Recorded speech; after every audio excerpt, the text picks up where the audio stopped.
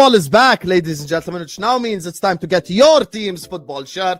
But I'm not trying to pay £120 for a football shirt. I'm just saying. But I have found the solution for myself and for you, the lovely audience of the Don Husam channel, with your own coupon promo code. And this is the solution, ladies and gentlemen. All you've got to do is just go to okjersey.com. As you guys can see, all the options are there. Of course, I'm a Liverpool fan, you guys already know. And then this is the shirt. Look how amazing it looks. I'm just gonna go pick my size, and then after that I'm gonna choose the Premier League patch. And listen, I'm too old to be putting any player names on the back, so I'm just gonna get it as it is. I'm gonna click add to cart, view cart, and this is the same thing that you guys do on any website. You proceed to checkout, you fill in all your information, and then after that, coupon code Husam. When you click this coupon code, you get a 8% discount. Enjoy shopping, guys. You know, Emeka, the way that you made that sound goal, the goal sound like he scored it from left midfield or something. He scored it from inside the box, mate. You are such a fraud. I went and I watched that. It's literally from inside the box, bro. Bro, he started at the halfway line on the left side. What are you talking about?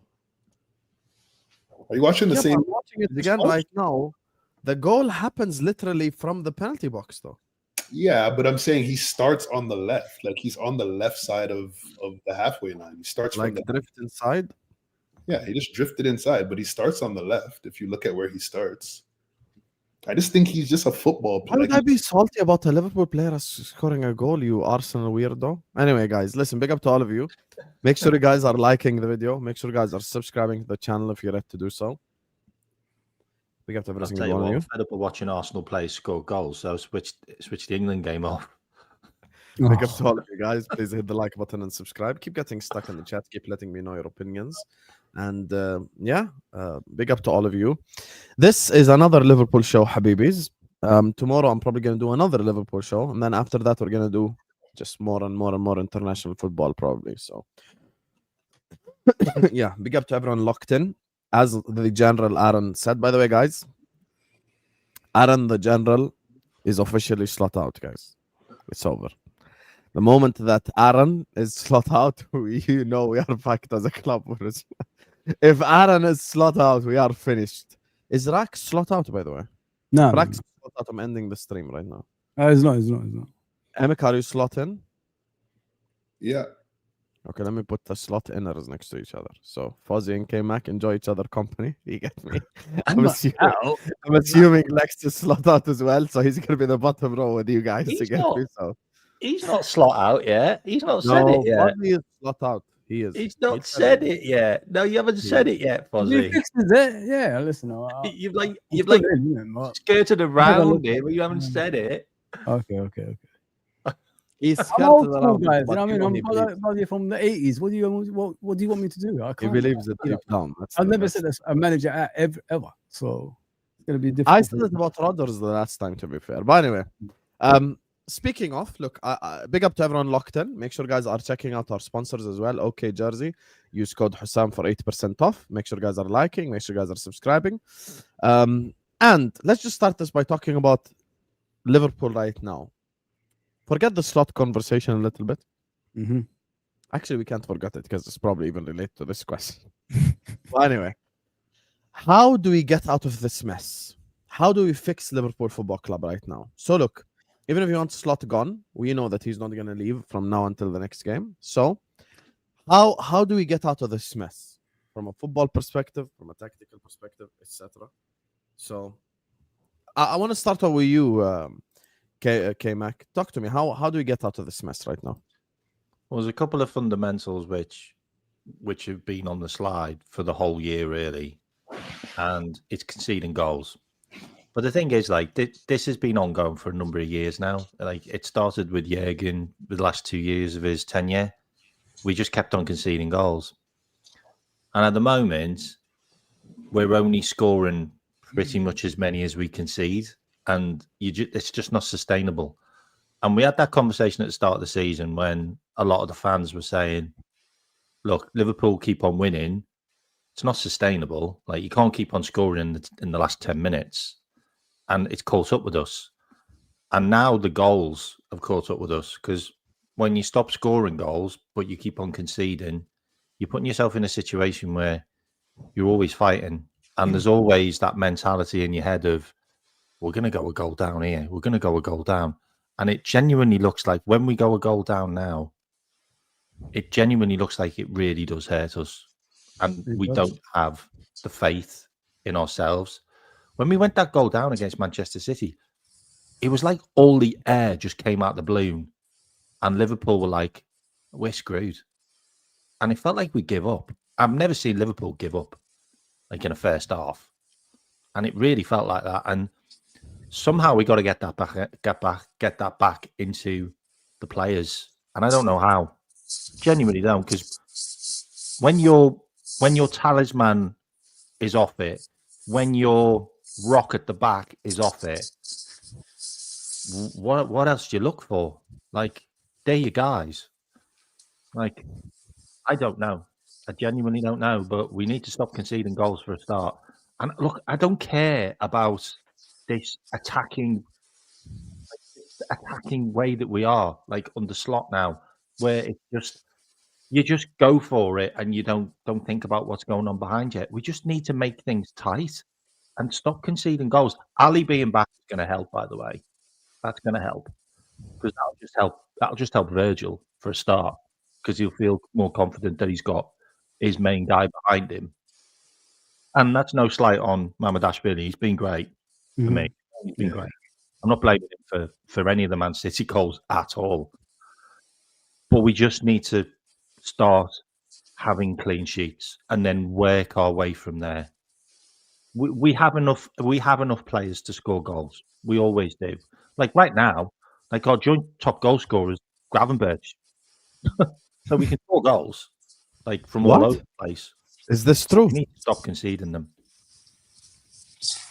Our joint top scorer is Gravenberch. K-Mac, why do I feel like I've got to double check stats? Yeah, he's on 3. He's on 3 goals. He's on 3 goals. Let me actually just in the Premier League, he's on 3 goals. Okay, he's on 3. So Mo's on 4. Liverpool's That's scoring. it. Let me take it. That's it, mate. That's our goal scorers, mate. Okay, he didn't lie. Gakpo's on 3, Ektik is on 3, and Gravenberch is on 3. It's quite grim, innit? Like, you had them all together, and Haaland scored more. How the fuck on a bad year does Mo lead us in goals and assists? What is this? I know, mate. Crazy. How the hell? I'm looking at the list. Who's our second assister as well? Gakpo and McAllister. Yeah, it's grim, mate. Dark. Pretty grim. Dark, man. But we need to stop conceding goals. Yo, for a start. watch this, yeah? Wataru Endo has an assist before Florian Wirtz. Oh god. Who did Endo assist? Who did Endo assist? I was about to ask. Was that Bournemouth? Yeah, it was. Yeah, he assisted Mo Salah. Mo Salah from the halfway line. It was that boot in the air. He just volleyed it in the air. They counted that as an assist. That was clearance. That was a clearance. Oh my goodness. Oh It's my crazy, guys. God. Endo had more assists. No, we're talking Premier League, chat. We're talking Premier League. Yeah, Premier League. We're talking what's really important. So, guys, please don't make me come to you person by person. Yeah. Get stuck in. You get me? Rax yesterday couldn't shut the hell up on Mo's channel. Now he's doing the whole humble thing. You get me? When it comes to Rax, by the way, let me double check. Are you slot in or slot out? Back then. I'm not slot out. I mean, if you want to say that, Slot's our manager, so I have no intention of getting rid of Slot at the moment. Okay, let me ask you the question again, Mr. President, because you're giving political answer. Are you slot in or are you slot out? I mean, yeah, of course I'm slot in. Okay, That's so us on the top row are slot in. Fozzie and K-Mac are slot out. I'm assuming Lex is slot out. You hung me out to dry against Jerry James. No, Fozzie hung me out to dry for against Jerry James. Give you my honest opinion. That was it. And then lo and behold, Fozzie turned on me, bro. I'm like, what is this? I thought you're on my side. I'm just saying to you, don't lie to yourself. You got to be honest. We're not playing well. The guy has got no idea what he's doing. So you got to be honest about it. That's You it. see this right here? We're going to win the Champions League. We're Come going to be on, Champions League winners. Let's go. Let's go. Number 7 is coming, inshallah. As long as we just fix the donut hole in midfield, we're going to win the Champions League. Seriously, like, are we honestly thinking we're going to win the Champions League? We've got to get past Arsenal, potentially. No. I know we beat them at home, but bloody hell. I want us to be on the correct side of the draw. You get me? Give me Yeah, Benfica. okay, Porto, so we're going to win the Champions League by luck. Hey, give me Benfica, Porto, or Villarreal. It won't be for the first time. Give me AC Milan or some shit. Let's go, bro. Who's going to be picking the balls? Oh, it's the computer now, isn't it? Hey, exactly. Hey, listen. Round 16, PSV Eindhoven, quarterfinal, Porto, semi-final, Valencia, whoever the hell. Let's go. Champions League final against Barcelona. We get humiliated, and then everyone final against Newcastle. And then Isak scores and does this. I already have match reaction in mind. Goal worth 150 million. Let's go. Anyway, Rax, since you're doing the whole humble thing, I'm going to force you to. How do we get out of this mess? Slot is not leaving the club. We know this from now to the next game. So how do we get out of this mess? I think Slot's with us until the end of the season at least. I don't see it unless it becomes completely untenable and we like drop down to, I don't know, below the halfway point or something. Like Slot will be there until the end of the season and they'll evaluate. There's no. I don't see a situation where he gets sacked at the moment, and I think we'll be at the very least we'll get Champions League football, and so they will get the start of next season. How do we get out of it? That's a good question. I thought that it was pretty damning that City and Haaland went and stood on Virgil, and that basically left Konate with the ball, and all ball progression stopped at that point. And I don't. Whilst I think Konate has been a major problem defensively this season, I think the function within which he works in the team is not working either. Like the fact that we can't progress the ball when a simple move, just putting a player on Virgil, and that limits our ability to get the ball out of our own half massively. That's a big problem. So I know they try and do the Gravenberch thing and try and bring him back and try and use him to play, but that worked a little bit last season. It's not working now. So I think we need to get. I think maybe that was the logic behind bringing Guehi in, because I don't think Guehi's the best defender. I think he's okay. I think he's massively lacking in the air, but that's less important now than us being able to actually play football. And I think things may be a little bit unpredictable until we bring in a centre back. I think we need to bring in a centre back. I also think we need to bring in a defensive midfielder, a position that hasn't been filled for 3 years since Fabinho left. Yeah. And the summer that we let Fabinho and I think Henderson go at the same time, and I think that was the summer we went for Caicedo. Yep. And I said at the time, I thought it was scandalous that we didn't fill in, we didn't replace him, because I didn't understand why. Well, and Gravenberch we ended up with Endo. Yeah. And Gravenberch was good at the start of last season. And probably was good up until February. But then I think it slowly but surely, the latter half of the season, it caught up with him. And I think he's a good player, but I think sometimes he's not. Sometimes I feel like we need a ball-playing central midfielder. We went after Zubamendi last summer for a reason, and and we chose to. Maybe because of Gravenberch's performances, chose not to strengthen that position this summer. So maybe something like that. In terms of tactically, how do we change? Do you see anything right? With Arne Slot, can he tactically change things? Like this season, I have not seen anything. If you know what I mean. What is the style of play that we do, mate? Like what is? What can we look forward to that can change this season?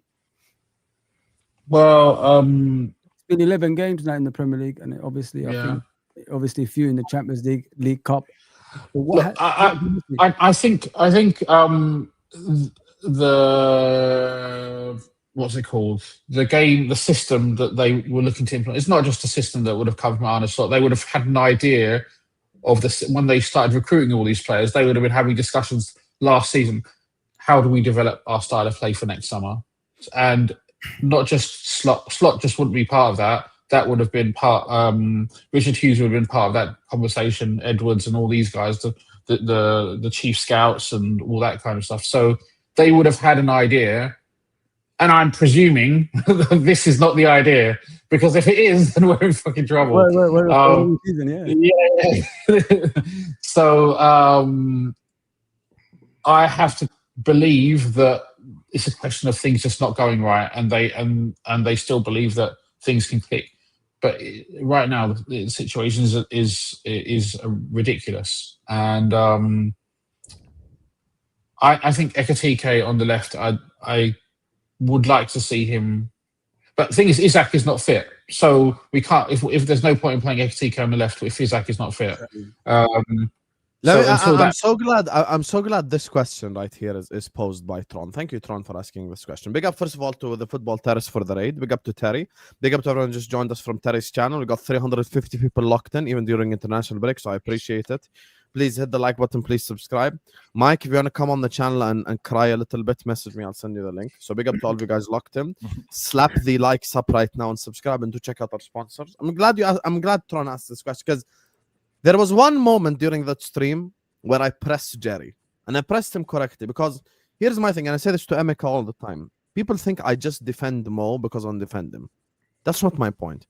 My point is, you watch Liverpool Football Club, and even as a Slot inner, I recognize that Slot is putting these players in a position to fail out there on the football pitch. Yes. How do we acknowledge that Slot is at fault, and Slot is currently setting up these players to fail, and at the same time come here and blame individuals? That's the one thing I legitimately don't understand. How can we in the same breath go like, Slot is setting us up to fail, but get rid of Salah, get rid of Van Dijk, get rid of McAllister, this guy's washed, that guy's washed, Kirk is his ass. I'm going to use a player that none of you have any emotional investment in, Kirkaz. He hasn't done anything for Liverpool Football Club. But guess what? With Milos Kirkaz, the guy has been asked to underlap the whole season. The reason why we signed him is because he's an overlapping fullback. Why are we asking someone like Milos Kirkaz, who's basically a young Andy Robertson, to underlap? If Jurgen Klopp asked Andy Robertson in his heyday to underlap, I don't think we would have had any positive outcomes. The whole point of him was overlapping. Can I just answer that one? Just on the Kirkaz one. Go ahead. Okay, so just think of it like this, yeah? Last season, we had a rotation of Andy Robertson and Kostas Tsimikas, yeah? For the first half of the season, it was pretty much Kostas Tsimikas, and he was playing quite wide, yeah? Towards the second half of the season, Kostas Tsimikas got binned out the team, and Andy Robertson came in. Andy Robertson came in as like a weird centre-back, left-back, didn't really get over the halfway line, and moved into midfield. Yeah. Look, if anybody thought that Kirkaz was going to come in and do that, then you're off your head.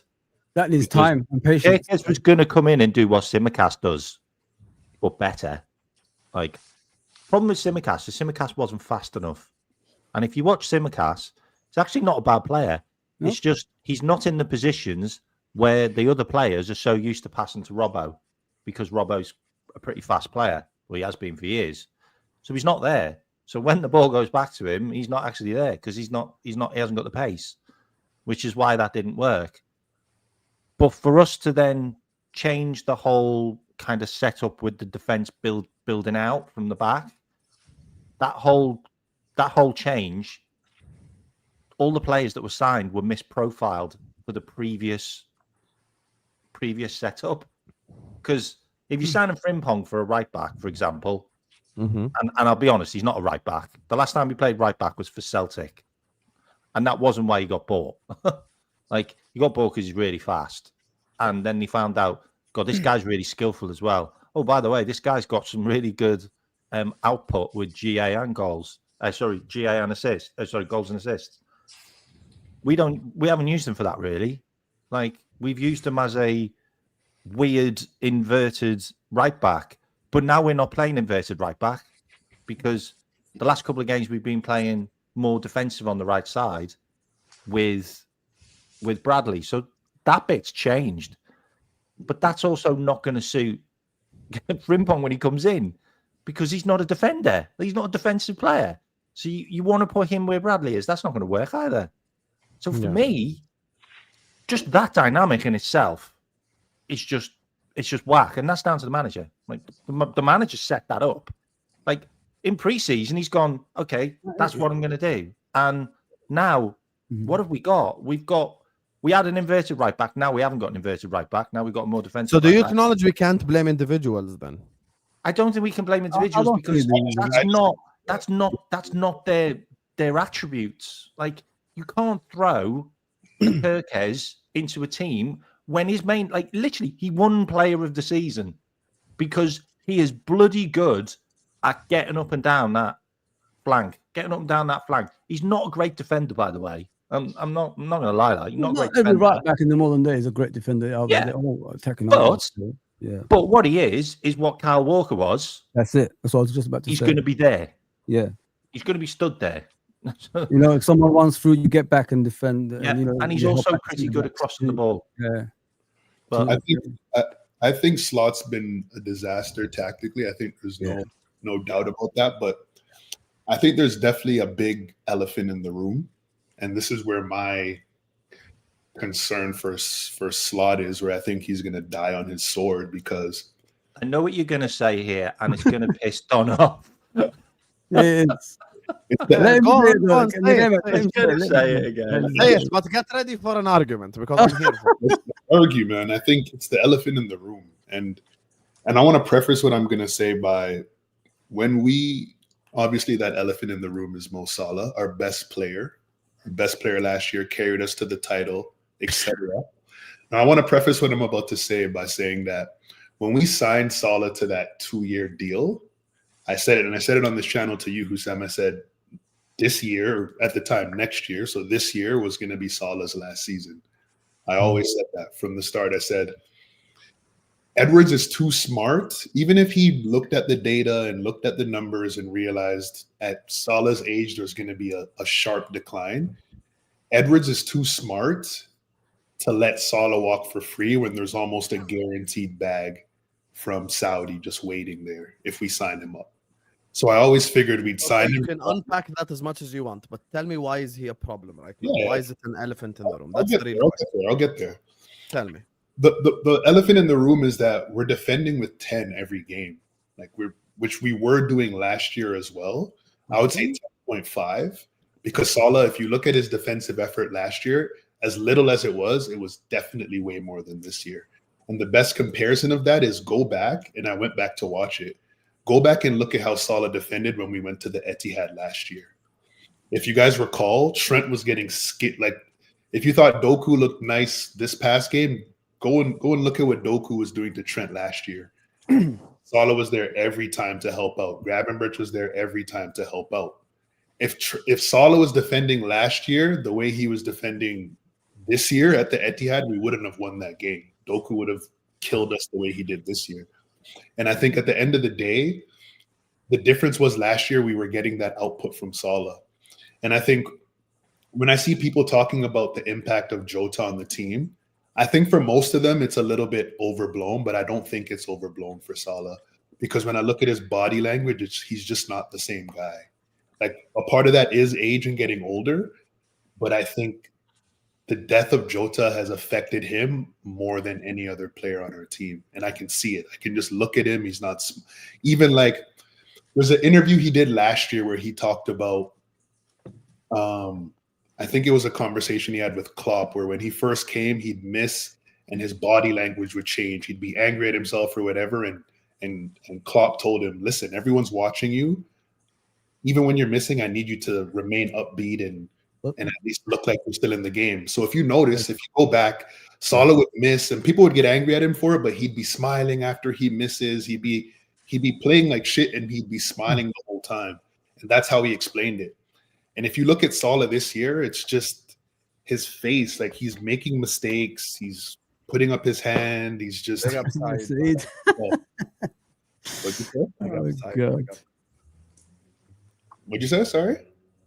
He's loving this emergency stream. Carry on, you're professional now. Emergency Big up Saeed. Big up Saeed. Go ahead, Erica. That's it. They're just bigging up Saeed, bro.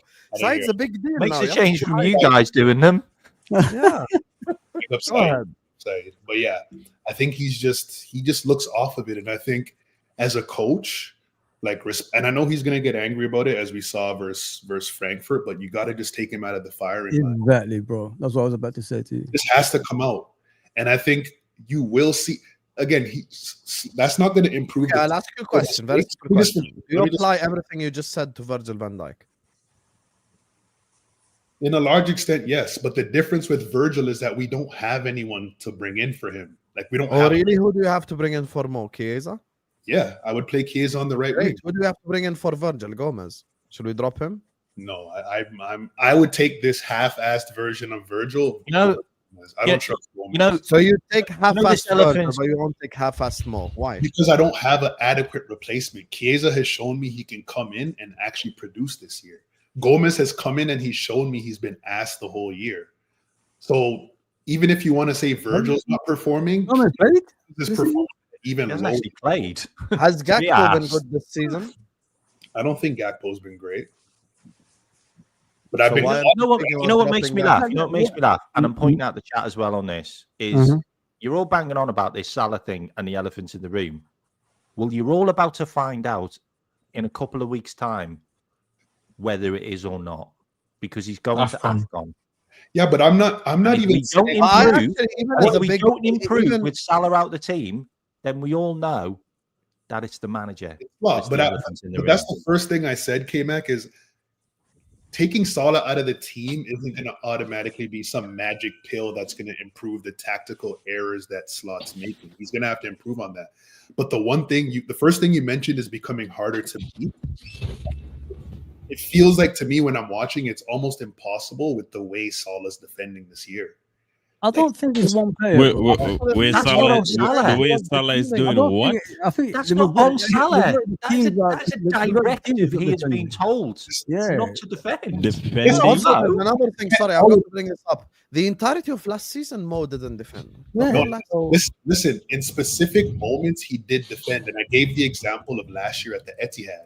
In our bigger games, that's one game, bro. That's one game. We're talking about the entirety of the season. But what I'm saying, there is a concept I disagree. Let me just explain to you my logic. Okay, this is my logic. I disagree with this completely. I don't think Slot and Salah can both be problems. I'll explain to you this. This is my logic, and I'll break it down. By definition, if I'm saying the manager is the issue because he's setting up these players to fail, by definition, I can't go and say, yeah, but this player is a problem and he needs to be dropped. Because if I apply that logic across the team, I'm fucked. If I apply that logic across 11 players, the only players that start in this team guaranteed based on performance are Szoboszlai and Alisson. Other than that, by the way, legitimately, no bullshit. Everyone knows how much I love this guy. But you could apply that to Gravenberg. You could apply this to Van Dijk. You could apply this to McAllister. You could apply this to Cody Gakpo. Hell, say this on a very low volume, but you could even apply this to Enrique right now. You could apply this to Florian Wirtz. My thing is, I'm basically saying every week, guys, Arne Slot is setting up this team to fail. He's putting us in a position where we have a donut hole in midfield. He's doing this, he's doing that. But by the way, get rid of Salah. He's becoming a problem. How does it make sense? So you're telling me the system and the structure is wrong, but let me point out the right winger. And once again, the reason why I mentioned Van Dijk is we go away to the Etihad. We concede 3 goals, we lose 3-0. Everyone after the game is saying, Salah needs to be dropped now. Salah is a problem. Bro, we conceded 3 goals. What are we talking about here? Yes, we legitimately just conceded 3 goals. If I actually, coming out of that game, legit, Van Dijk was worse than Salah on the pitch. We even had a warning of a penalty beforehand. You know what I mean? Listen, to wake up, and we didn't even wake up from that. You have to defend as a team, though. That's my point. So when I say Salah's not defending, that is on the coach too, because he's told Salah last year, you don't have to defend because you're scoring, assisting, etc. But he's not doing that now. So it's a net negative. It brings down the morale of the whole team if you're not going to defend, and then when we give you the ball, you're going to sky it over the bar. You're not going to pass to open teammates. Like that's the element of the, like, if you've played the sport, then you got to go into the mind of the actual player. They're going to be watching that like, yo, what the hell? I'm doing all this defending for this guy, and he's not producing on the other end. So Sobel's doing 2 or 3 jobs. By the way, he's still our top GA. But it's not. Goodness me. I know. Move Still me. our top GA. That's because that's volume as well. We're still feeding him the ball. Like he's still got us 6 points in the Premier League. Again, and this is how it's going to be. I guarantee you when AFCON comes and Salah's not in that lineup, not saying we're going to start winning and being amazing. I can guarantee you the press is going to be better and we're going to defend better. No, So I actually think we will be winning when Do you know how that sounds like? It sounds like he's the only problem in the team. No, but I'm not saying that. I'm not saying that. I'm saying that football is structural. It's about the 11. The question in the chat was, why do our players look better on international duty? It's because they're playing in teams that are balanced. They're balanced out. The 11 players are balancing the team. No, it's because they have a different manager, blood. Like, stop this, blood. So who determines the balance of the team? Who determines the balance? And they're normally really good as well, by the way, those Blood. managers. Exactly. The manager, bro, listen. Every time we're on the ball, especially against City, yeah? Especially against City, everyone keeps running away from the player with the ball. There's no one in the gaps in the spaces to receive possession. It's a tactical issue. No, Kanate was. We're not losing, but that was intentional. Running, They were happy for Kanate to have the ball. They were just like, give the ball to Okay, let me ask Kanate. Emeka a question. I'll just ask this question and then I'll mute my mic. So hold on. So you're saying City were happy with Kanate having the ball? Yeah, absolutely. And what did Arnslot do to counter that? Well, he tried to get Gravenberch. He tried to get Gravenberch in to help with build-up play, but that didn't work. After 50 minutes, that's when he made that change. And then we looked better. Let me ask Emeka this question. Emeka, name our best 5 performances this season.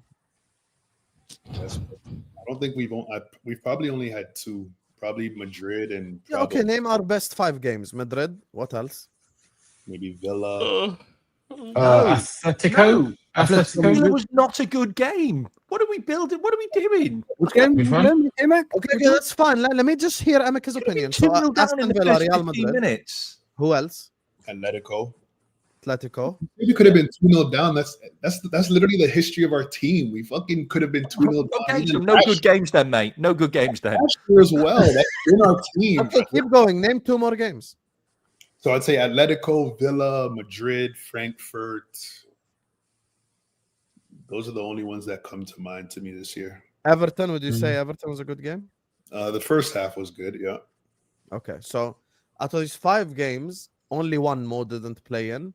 And in the 4 others, Mo played really well. Mo was very good against Atletico. He was very good against Madrid and against Aston Villa and against Everton. He got the assist for the Gravenberch goal as well, which is a great go look at how he was defending against Madrid. He was getting back. He was defending. Yeah, but that's different. So that's like, the whole point. Mo to defend on the one-off, he can do it. But that's my point. He can't play every game. Like he's open now. I actually think that when Mo goes to AFCON, we're going to win a lot of games. Tactical decision that Mo was putting. I'm not worried about it. It's a sensitive topic. People, I get it. Everyone loves Salah. I love Salah too. Yeah, but Emeka, now you're coping. No. Because when I bring up a objective rebuttal, your response can't be, "Oh, you're being sensitive." I'm not. I give you a legitimate response. What I'm saying because is, if I can't, in one hand, blame the manager for the style and the system, and on the other hand, scapegoat a player. Husam, I'm saying he can't. It's the same thing. Look at Robbo, our first 2 games versus Villa and Madrid, and then look at him versus City. He can't play 3 games in that span of time because he's older now. And I think never been able to play 3 games in the last couple of years. That one, mate. Van Dijk and Salah are older than him. You know what I mean? point now. He can't play 3 games in a week. He can't do it anymore. He can't.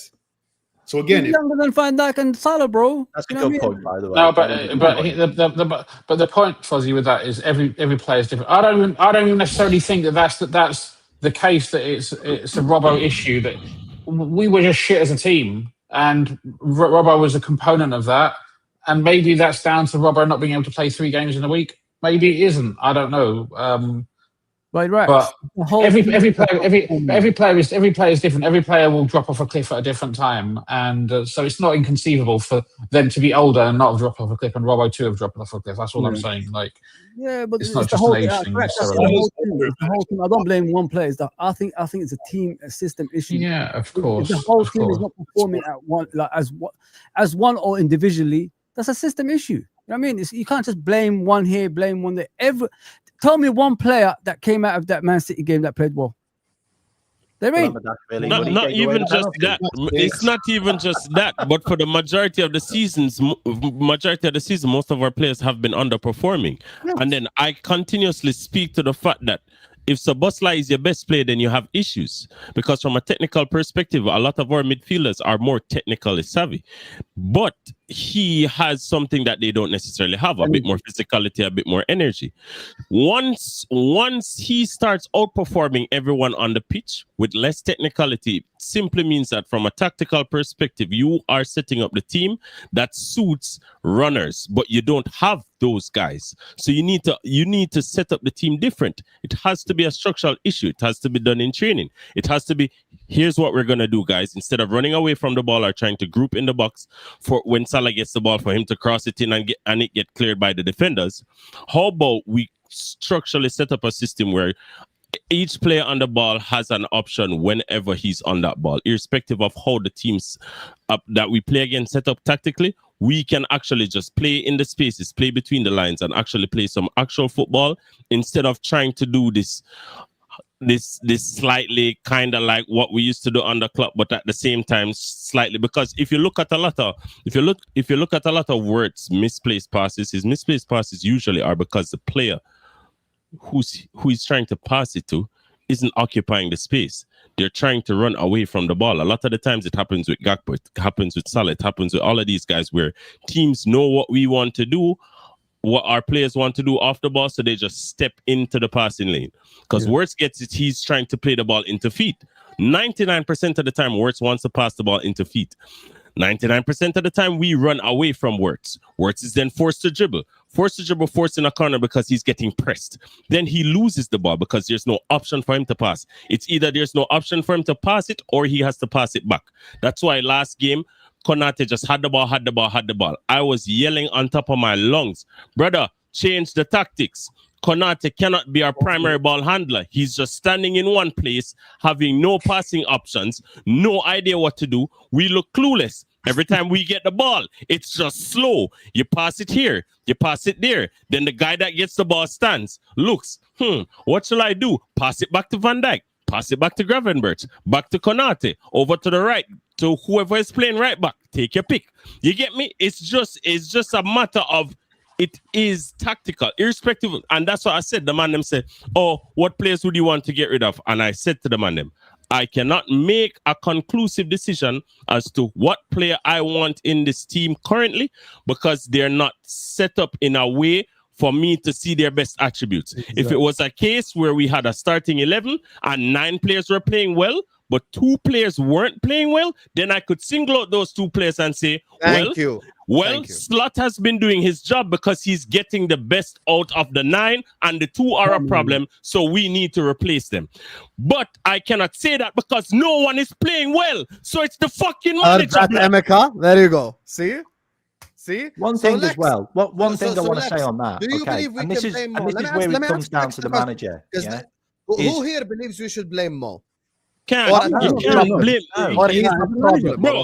bro. You know what's crazy? You cannot with a straight face make a statement that will look defensively better because Mo is not in the team because he doesn't run back. Brother, get out of this modernistic rubbish blood. I'm pretty sure you're old enough to do better than this. I can make Oh, that. Mo does the run back, so we're shit. Okay, so think of it like this. Think how of it it is. like this, yeah? Yeah. We come into this season, yeah, and he played his system, which is out of in possession, 3-2-5. Okay, that's how it sits. It looks like 4-3-2, 4-3-2-1, like in the tactics, but it's not. When we're on the pitch, it's actually 3-2-5, which is where the donut hole midfield is. Yeah. Everybody was like, okay, these players are amazing. We've just signed all of these. Put them all in. They all look a bag of shite. They have done. Okay. Vert, everybody's looked rubbish for quite some time. Then we all went, hang on a minute. This isn't working. We need to go back to square one. Roll it back to last season. I was shouting it. And he did. And we still looked ass. Even with the players from last season, But where he played basically He should have done 8 that. or in 9 players K-Mac. from last season, and they still didn't get it. K-Mac, he should have done that in This the beginning. is a of the season. manager thing. This is always a manager thing now. It is. Like it just is. You roll it It is, back. and look, K-Mac, and look, here's- you and wanna look. know why I brought up Mo? You know what? I You would've know done? what's funny? You know what's Let funny? me just say one thing, Okay. guys. Let me just say one thing, please. There's a reason why I brought up Mo. Yeah. Everyone, probably in every loss, has pointed at slots tactics, the way we set up, the way that we play football. And in the same breath, they come back and go like, yeah, man, but Mo is becoming a problem. Mo is becoming this issue for Tabi Habibi, the 4 games where we were structurally like set up correctly. Atletico, Real, Aston Villa, No, but Everton. understand this Mo also. scored or Husam. assisted in these He games. was Let me in just the quickly game. bring All up, right, look. All right, look. there's a Here's special guest, another point. Here's another point. One second, Oh, Lex, baby, just one second. I'll give you the mic. Yeah. There's a special guest, guys. You get me? We've been fighting in the chat, so I was like, might as well send him the link. You get me? The man who has been creating chaos on Liverpool Hell. YouTube recently. Man, like Mike Das is in the building. Hello, Mike. Mike. How are you doing, Oh, Mike? There you go, Mike. Listen, I don't create the chaos. The chaos creates itself. All right. I'm not here to create chaos, but there is a Big up. holy war going on, and I'm here to champion my side of it. Fairs. So before I will give the mic to Lex, let me just grab this one super chat. Big up to Abdulaziz who says, for me, I am a Salah fan, but we need to take him out because he's not linking well with the new forwards. Here's the thing, Abdulaziz. Ekitike and Mo linked up at Everton, and wasn't that the last goal that Ekitike scored in the Premier League? Can't remember another goal after that now. Yeah, that's the goal. In the words of Rafa Benitez, I am talking about facts. Facts don't care about feelings. I'm not being sensitive about any player. Criticize any player you want. I'm just saying, this is the same guy that created 300 big chances for Darwin Núñez and he missed them all. I'm sorry. I ain't trying to look at Salah creativity because we were 5-1 up away at Frankfurt and he took a shot. I'm sorry. That's just not how I look at football. Big up to you, Abdulaziz. Freddie Mercury without vibrator in the house is what. Listen, motherfucker, I can sing. All right, I got pipes. I'm just not here to sing. But by the way, so anyway, just before I give Lex the mic, guys, we got 520 people in here, even during international break. 1 second, please. During international break, but we're not even at 200 likes yet. Guys, can we get the likes up? Can we please get the likes up? Also, Pops, please get my number from Flawless and message me because I need to start getting you on the channel as well. Big up to Beige and Red TV. So as well, message me, bro. I need to get you on the channel. So big up to all of you guys locked in. Let's just get the likes up, please. Go ahead, Lex. Go ahead. The floor is yours. But I'm actually having an issue trying to remember what I was about to say. You were speaking about Mo. You're talking about Mo and the system and the running back and that stuff. Yeah, but I mean, even all right. Look, if you want to use the example, so for instance, there are a lot of things that can be true at the same time. So we can say that defending is a structural thing, and it would be great if Mo could assist more in defending, but it cannot be the sole reason for the drastic underperformance that we've been seeing. Now, if you want to say it's a morale issue and everybody's looking at him sideways because Mo, you need to contribute more to the team, both forward and backward, and this and blah blah blah. There could be a theory there, but it's not necessarily conclusive that we can actually look at and say, yo, this is an actual fact, or we can say, yo, this is something that's actually affecting the team. Because realistically, if you wanted to make a case for chemistry issues in the team, it would be a clash, quite possibly, between who has the mantle currently or who is supposed to have it. So for instance, if one were to say, because I saw it the last game, I saw us continues to try to progress the ball on the right side. I saw us lose the ball every time we tried to go up on that right side. And then I saw us try to do it on the left side twice in the first half. Us actually creating passes, making like 4, 5, 6 passes on that side of the pitch. And then I was yelling, I was like, yo, why don't we try to progress left? We keep giving the ball to Konate, trying to find Salah. Salah either miscontrols it or he's being double teamed. And even if you want to go right, you can't just pass it to Salah and have him isolated with O'Reilly and Gonzalez over there, because it's not Lamine Yamal blood. You get what I say? Yeah. Salah has never been that way. Yes, he had burners, but he no longer has those burners. There needs to be tactical adjustments made. If you want to play the game through Salah, he needs runners. But these runners have to run in a particular way. It's not just run in the box and stand up. You get me? It's just a structural issue. And like, for instance, quite a few of the goals that we've conceded, when you look at the midfield, Gravenberch is supposed to always be there whenever we're either getting counter-attack or under whatever amount of pressure. At times the midfield is just vacated because, you know, guys are getting free roams and so on and so forth. And it's annoying. And then another thing too is that really pissed me off. Against Madrid, we employed a tactic. The tactic worked. Why did it work? It is because the Madrid players in their midfield, they're good players, but they're more athletic rather than technical. So a lot of the times what you would find happening is that because we had a high press, we tried to pressure them, that pressure worked because they cannot play through the press as efficiently as Man City. We then employed a similar tactic against Man City, but then Man City constantly broke the press. They played through our press every single time. And when they did it successfully for the One Love, shout out to the guy in the chat who named Stop the Cross, because for some reason, no one had an idea to just go and try and stop that cross. You know, we just allow anyone to cross the ball, you know, because we have Van Dijk. That's the attitude I've seen from these guys. It's like, oh, Van Dijk's back there. He'll deal with it. That's lit, bro. So it's a case of, after that first goal slot, don't you think you should have just said, yo, man, them, bring the press back. Drop the line to a mid block. Don't press aggressively. Contain. You can still press, but contain. After the penalty. Mamardashvili saves the penalty. We just caught life. Yep. Let's defend, guys. Let's defend. Yeah. Take it back. Yeah. That was a warning sign already, but they didn't even like do anything. You want to know all I wanted us to do at the Etihad was what? You know, people keep talking about total football. Guys, total football didn't work with fucking Van Basten and Cruyff. It's not going to work with Salah and Gakpo. Okay, let's just keep it honest. It's just not. Let's just keep it back here. Like, it didn't work with some of the best players in the history of football. My thing is, you want to know what we did against Real Madrid? I'm gonna go historian of football here. We did Arrigo Sacchi ball. Defend in 6, attack in 4. Yeah. Ask Fuzzy about it. Ask Cracks about it. Yeah. The black and red wall. You want to know what we did against Real Madrid? The red wall. McAllister and Gravenberch in front of the back 4. Defend, compact, deep. And the other 4, attack, guys. You guys do whatever you want. Attack. If you lose the ball, it's okay. We're here. All I wanted us to do away at the Etihad was keep Salah and Ekitike at halfway line, ready to counterattack and defend. It's very simple. And this is why, by the way, let me make something clear. Emeka, and a lot of people in the chat, this not just applies to Emeka. A lot of people in the chat always make it out like I'm crazy for defending Mo, or it's like some form of bias thing. I apply this energy to Mac 10. I apply it to Van Dijk. I apply it to everyone.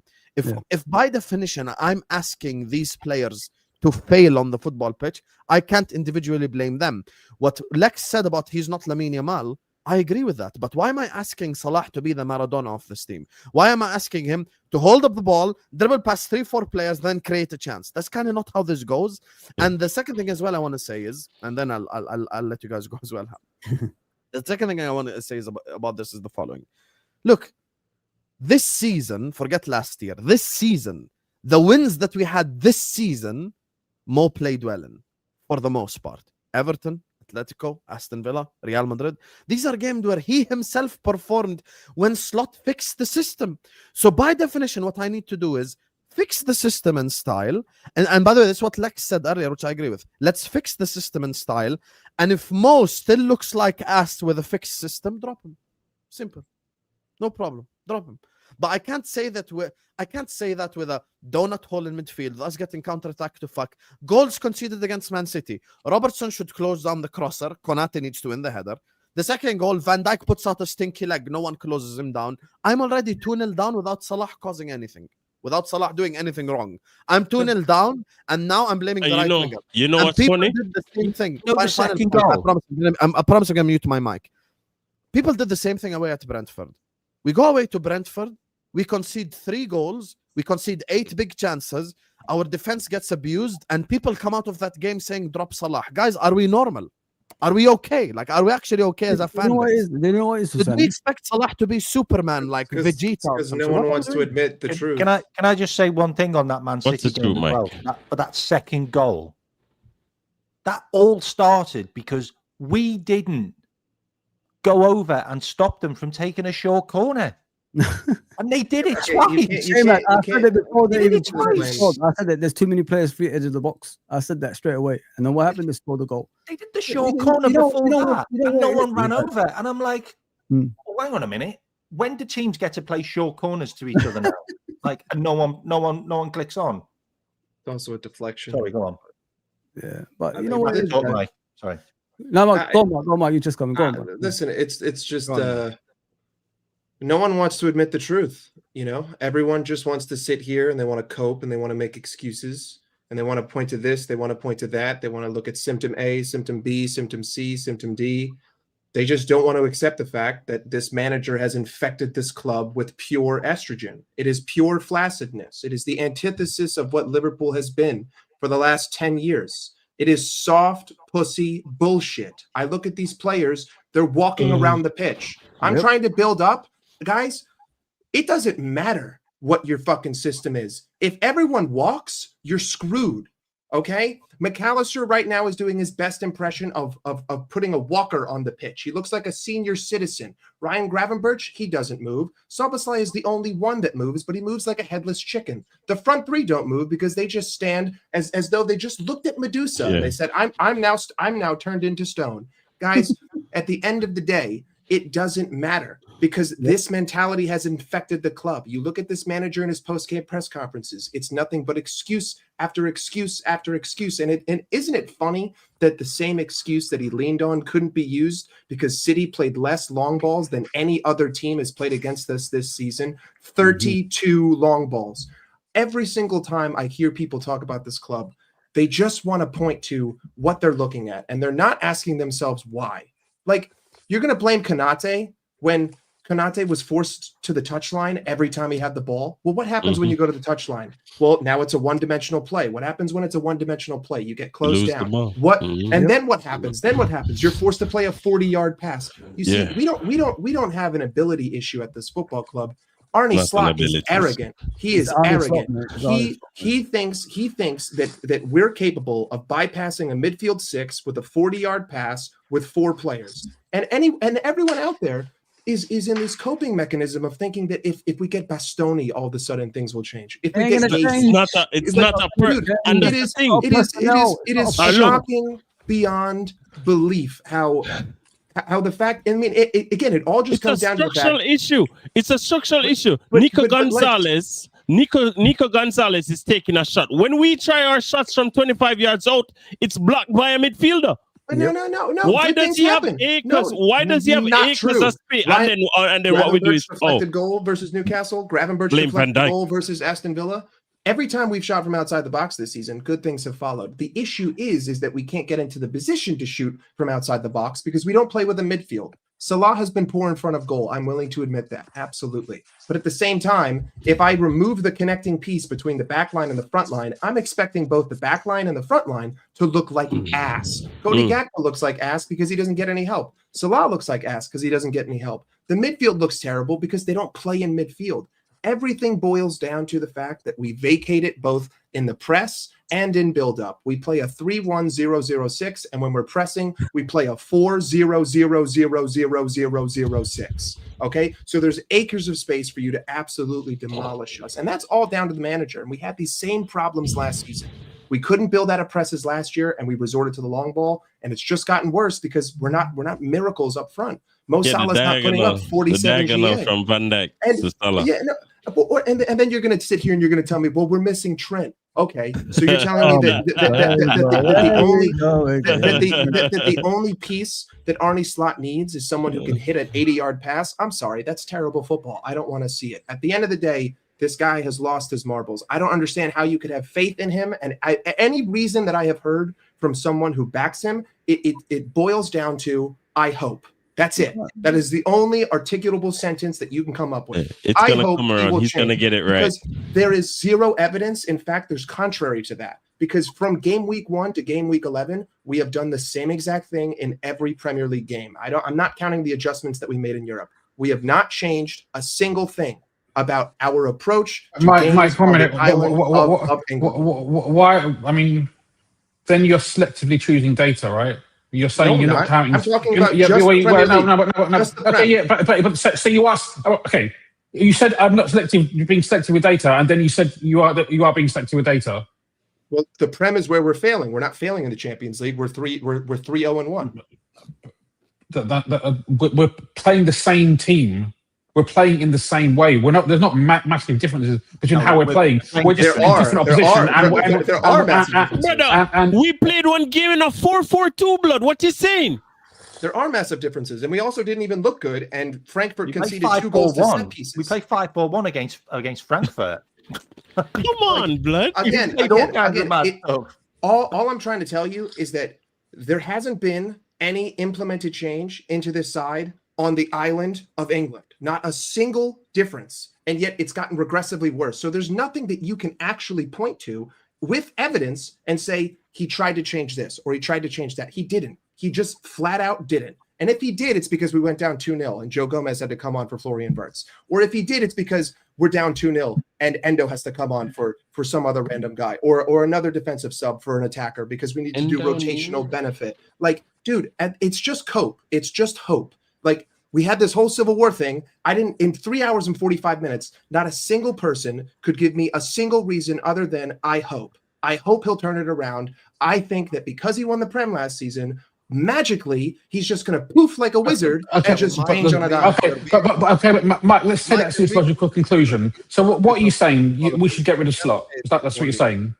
What I'm saying is I articulated myself pretty well. But Sam, one second. But let's take Mike's thought to its. But let's take Mike's thought to its logical conclusion. So what is your situation? What I am saying is that I see what he's trying to do, and I don't believe in it. And right now, the counter argument is once we get there, we'll be okay. Like, we bought these players for the future. It takes time. I'm saying I can see the future. It's terrible. What I want is a total reset. Burn it down. Like, at this point, we're not winning the Prem. We've lost 5 games. Every draw is a loss from henceforth.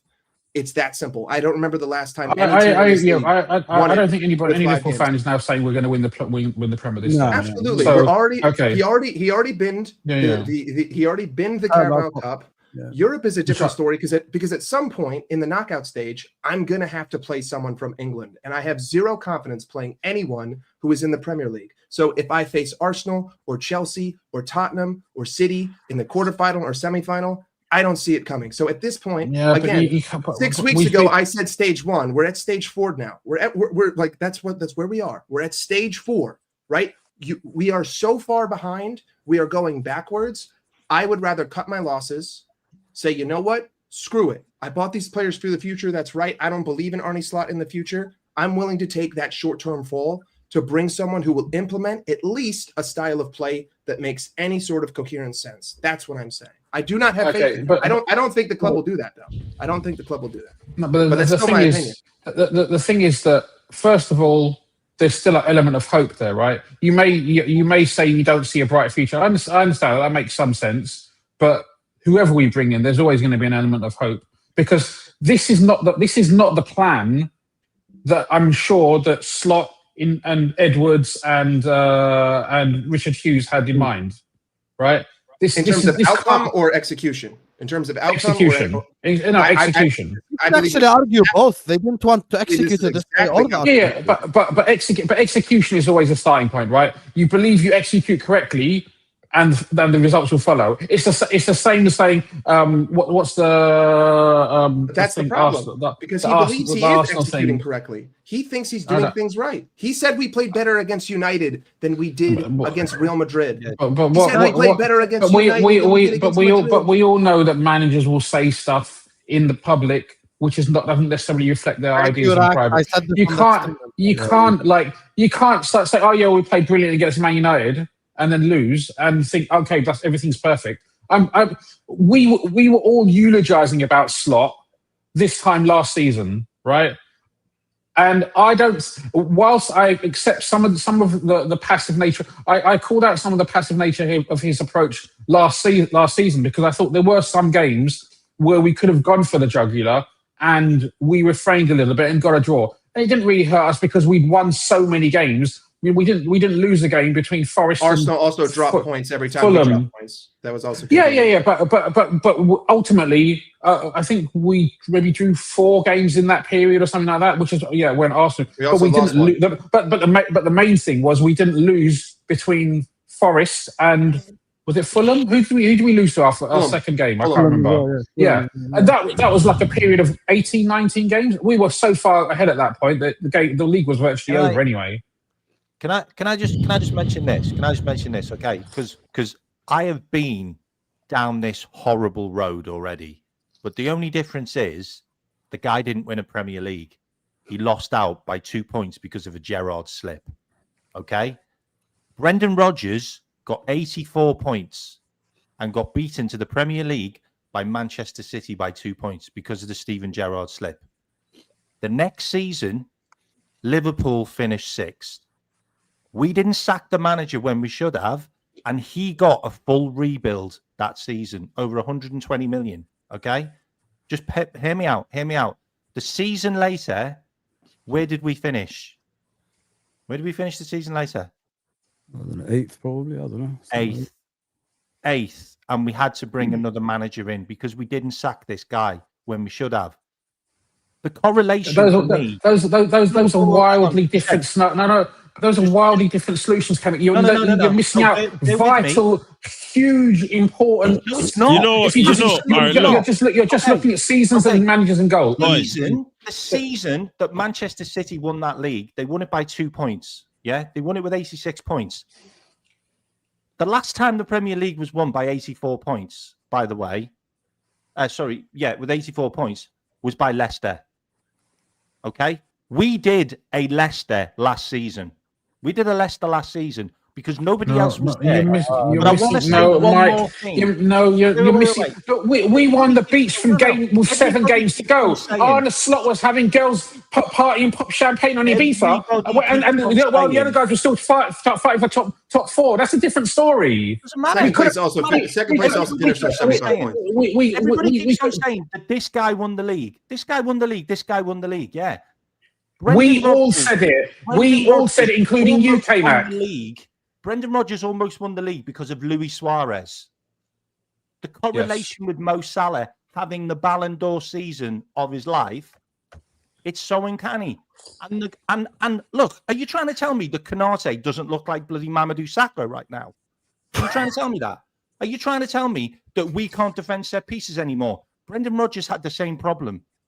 The guy, look, unfortunately, this is absolutely nuts. This is some of the craziest shit I've ever heard. I mean, this is bizarre.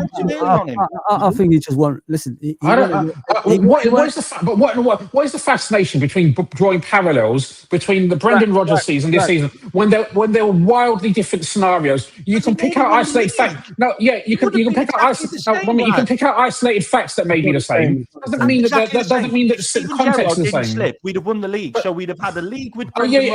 You could say that. But the thing is, that you, I think it's a little bit of a stretch. No, but you put a straw man. You start bringing out Steven Gerrard's thing. We also dropped points in numerous games in that season. We also completely ignored the last 7 games of last season because we'd already won the league and we didn't have anything to fight for. They're not the same. All right, look. What would you propose? It's crazy. You propose we give him the season to figure it out, and based on your belief in Slot, then he'll come back good next season. I think that's a better scenario than just getting rid of him right now. But I mean, we all last season were eulogizing about Slot, saying how great he was, how he'd come in and he hadn't changed very much, and he'd and this season we were saying, you know what? Now he's actually got his own team. Now he's got his own structure. Now not only is he gonna take what we did last season, he's going to build upon it. And where's all that energy gone? But he's gone because that's why the energy changed. Because we lose 7 out of 10 games. Guys, that's why the energy changed. You man act like we just change up on this spread for no reason, blood. Like you didn't do nothing. But 7 out of 10 games is not a big sample size. What do you mean? We've lost 7 games in 2025. One mic. What I don't understand is I don't understand the perspective from football fans that things can't change on a dime. Like things can change on a dime in any area of life, in any business, in any sector, in anything, any medium. It doesn't matter what you're thinking about. Your perspective can change like this. And right now, over the whole sample size of this entire season, not just 7 out of 10, every single win that we've had, every single game that we've had, it has gone complete 180, completely backwards. A Thanos snap. I see what he's trying to do. I don't believe in it. And what is Thanos snap? It's not fucking Marvel. What are you talking about? What I'm trying to say is that your opinion can change. So look, your opinion can do a 180 in 2 months. That isn't drastic. I have a question. It's not drastic to say that in 2 months you completely change your mind. So that's a large amount of time. You don't think that the individuals with the idea that Slot cannot turn this around, or quite possibly that he's doing so bad that we need to get rid of him? It's a question. Let me finish the question. No, don't put fucking words in my mouth. Okay, I haven't said that. Let's calm down. I haven't fucking said that. You have to wait until I finish the fucking question, blood. No. You started saying what I was saying. That's why I cut you off. I'm asking you what you're saying. So after I finished asking you if that's what you're saying, then you come in and correct it. Relax, guys. Come on. It's good convo, but hey guys, what is the solution? What like you're very clearly slot in. I'm literally asking this guy a question. I'm asking you. Okay, right? ask the question. I'm simply asking, is it a case where you're upset that we have the views that we have in terms of, don't you think we have a right to actually have these views? Bro, everybody's entitled to have their opinion. No, not I have absolutely no problem. If you're slot out, you're perfectly entitled. I'm happy for you to have that opinion. I'm happy to have a different opinion. You're entitled to your opinion. It's a free country. You can eulogize it. You can eulogize about it. You can change your mind. Everybody can tell that. I don't have a problem with that. Of course I don't. That would be absolutely crazy for me to turn around and say, you're an idiot for saying this, or you're an idiot for saying... Am I saying there's no evidence to say that Slot has underperformed this season? Absolutely. When a manager underperforms... that inevitably the buck stops with the manager. Yeah. Of course you're entitled to your opinion, without doubt. And is there a basis for your opinion? Yes. But I'm also entitled to my opinion, and I'm saying that I want to give him more time. And my rationale for that is the performances he's provided for us and the trophy he won in the whole of last season. And that's fine. One of us will prove to be right, and one of us will prove to be wrong. Yeah. And I'm happy to let that play out. What's more time for you though? One second, Mike. Can I ask you a question? Like, say in the next 4 to 5 games, it's the same performances that's happening. Where do you stand with that? Like, we're not winning games, and we're losing more than we should be winning. I'm going to judge Slot at the end of the season, and then we'll see what happens. Now what happens? Yeah. Look. If we lose the next 10 games, of course, there's limits to everything. Yeah. Just like if we win the next 10 games and we're top of the league, or we're joint with Arsenal or something like that. I know that's an unlikely scenario, right? But I will still judge him at the end of the season. Yeah. I'm not making any snap judgments now. What's funny? At the start of our poor form, and even winning the 5-5 when we weren't playing that well, I literally said, "Yo, I backslot to actually make the changes necessary to actually do well and fix the issues that we have, and we've just regressed and regressed You know what and the worst regressed." part of it is? No, You know what no. the worst part of it looks like? You know, like if you look at even the Man City game, like you said earlier, within 10 minutes, you already know there was something bad happening. Yeah. But he didn't even try to change it. That's why every great manager changes things when he sees things are going wrong, and he didn't even do it in that game. I mean, this is what pisses me off while I'm watching him at the moment. He does not change at the right time. He always does it when the game is too late. Then he goes 60 minutes and he brings on 4 substitutions. How are those substitutions always going to change games when they're all coming in at the same time? It doesn't make any sense. This is just too much of the same, guys. He went with Fuzzy, we also had scenarios last season where things weren't going right in the first half. He'd bring in 2 or 3 subs, and then we all eulogised about him getting it right and him being a big and have him look at how he played in the first. So what I'm saying is that these things. I know, but Fuzzy, I'm just saying that we've seen him get it right in the past, and we're seeing him get it wrong. Yeah. I'm just saying that I'm not ready to pull the plug just yet. I understand. And if you are, of course, I'm happy to support you in that. If he changes things and things go good, I'm all with that. But you know what? And Fuzzy, and if he doesn't, and it continues to go bad, then I'm going to be with you. I'm going to be. There's a limit to everything. Everyone has their limit. But guys, he has been changing things. I've seen a lot of changes, just not the ones I think. He hasn't really been changing things. He's been masking. We've seen the same thing. Okay, we've seen the same exact thing with just different numbers and different last names on the back of jerseys. It's been the same game every game. My only question is, from this season, from August to November 13th, 2025, what can you point to that would suggest, evidence-based, that this man will change anything? Besides a single game, the only thing that I can hear Husam point to is Real Madrid. That's the only thing he says for this one game out of the 16 that we've played, we've changed. Okay, outside of that, what evidence is there that this man will make any changes? He hasn't changed. That's all I'm asking. But by the way, this is the time he has to change. Now there's international break. He has to change things. Well, he didn't do it last time. By the way, he told us that he's going to play completely different just for if he does not change this time, then he's an arrogant guy, and he's going to probably get the sack eventually.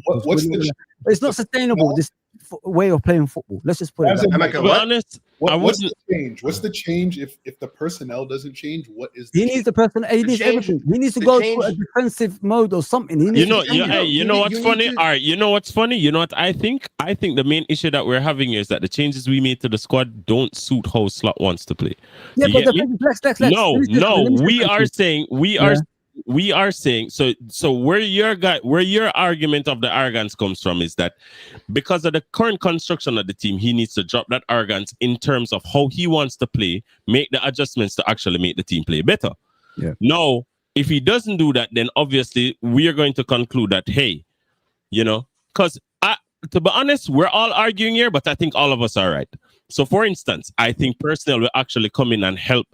Getting certain type of personnel to actually help and complement the team will actually help us. So for instance, if we had a midfield that were similar to Newcastle, then we wouldn't have the same issues that we're having with Isak, Gakpo and these men, because that midfield is a very strong, athletic. It's like having 3 Szoboszlais. You get me? Yeah. No, the problem we're having is that we don't have 3 Szoboszlais in midfield. And the players that we have in midfield, especially with the acquisition of Wirtz and Ekitike and how they want to play football, isn't necessarily directly correlated to how Slot wants to play. No, I'm of the opinion that the priority in terms of how we play football lies with the players, because that's the only way because players are humans. You can't just automatically just convert guys to the way you want to play. That's the same issue that Amorim is having. And that is why I grouped Slot for this season with the Amorim and the Marescas of this world. Because these guys are system guys and they don't necessarily care about the players that they have to actually change the system in a way to make it conducive to success. They rather, no, I've seen Slot make certain changes. Obviously, it's not adequate enough changes, because what I think we need is a change in how we play football fundamentally, both on the ball and off the ball, because of the players that we have. If he cannot do it, because some people have the opinion that he can, but the question isn't necessarily that he can, but if he's willing. So, for instance, if we want to keep Slot, then we need more players. And quite possibly some of the players that we got in last transfer window aren't necessarily suited to him, so we might have to try to find a solution for them, man. That is if we want to keep Slot. If we don't want to keep Slot, we could still add players to this team of a more technical nose, and then get a more, I don't know, I guess a more tiki-taka based type of manager, so on and so forth, that plays a different type of football, that prioritizes the midfield, and so on and so forth. But it's just a situation where the reason I've made the decision that I've made to say Slot out is because I believe the buck stops with the players. The buck stops with if you are a manager and the club has given you better players than you had the season before, irrespective of how you want to play football, irrespective of how you view the game and how it needs to be played.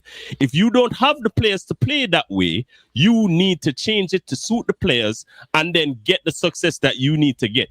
If you cannot do that, you need to go. Because as a manager, I don't believe that your job is to be that of being being stuck in a way that you want to play. I believe your job as the manager is to win games by any means necessary. Any means necessary. If you see that Wirtz is a link man, the instruction has to be link with Wirtz. If people keep running away from Wirtz when he's on the ball and he's having to be dribbling and losing the ball and look like shit, then fine. But there has to be some sort of a solution. If you realize there's a hole in the midfield and there's a constant hole in the midfield against certain teams, we cannot even beat shit teams. We cannot beat the Galatasarays. You just throw away the Carabao Cup as if to say, like, you're not even had any first team players on the bench. And I get it. Okay, you saved the players and we won against Aston Villa. Then we won against Madrid. But then we got absolutely demolished by City in a game where you could have made adequate changes to at least prevent the humiliation that we suffered.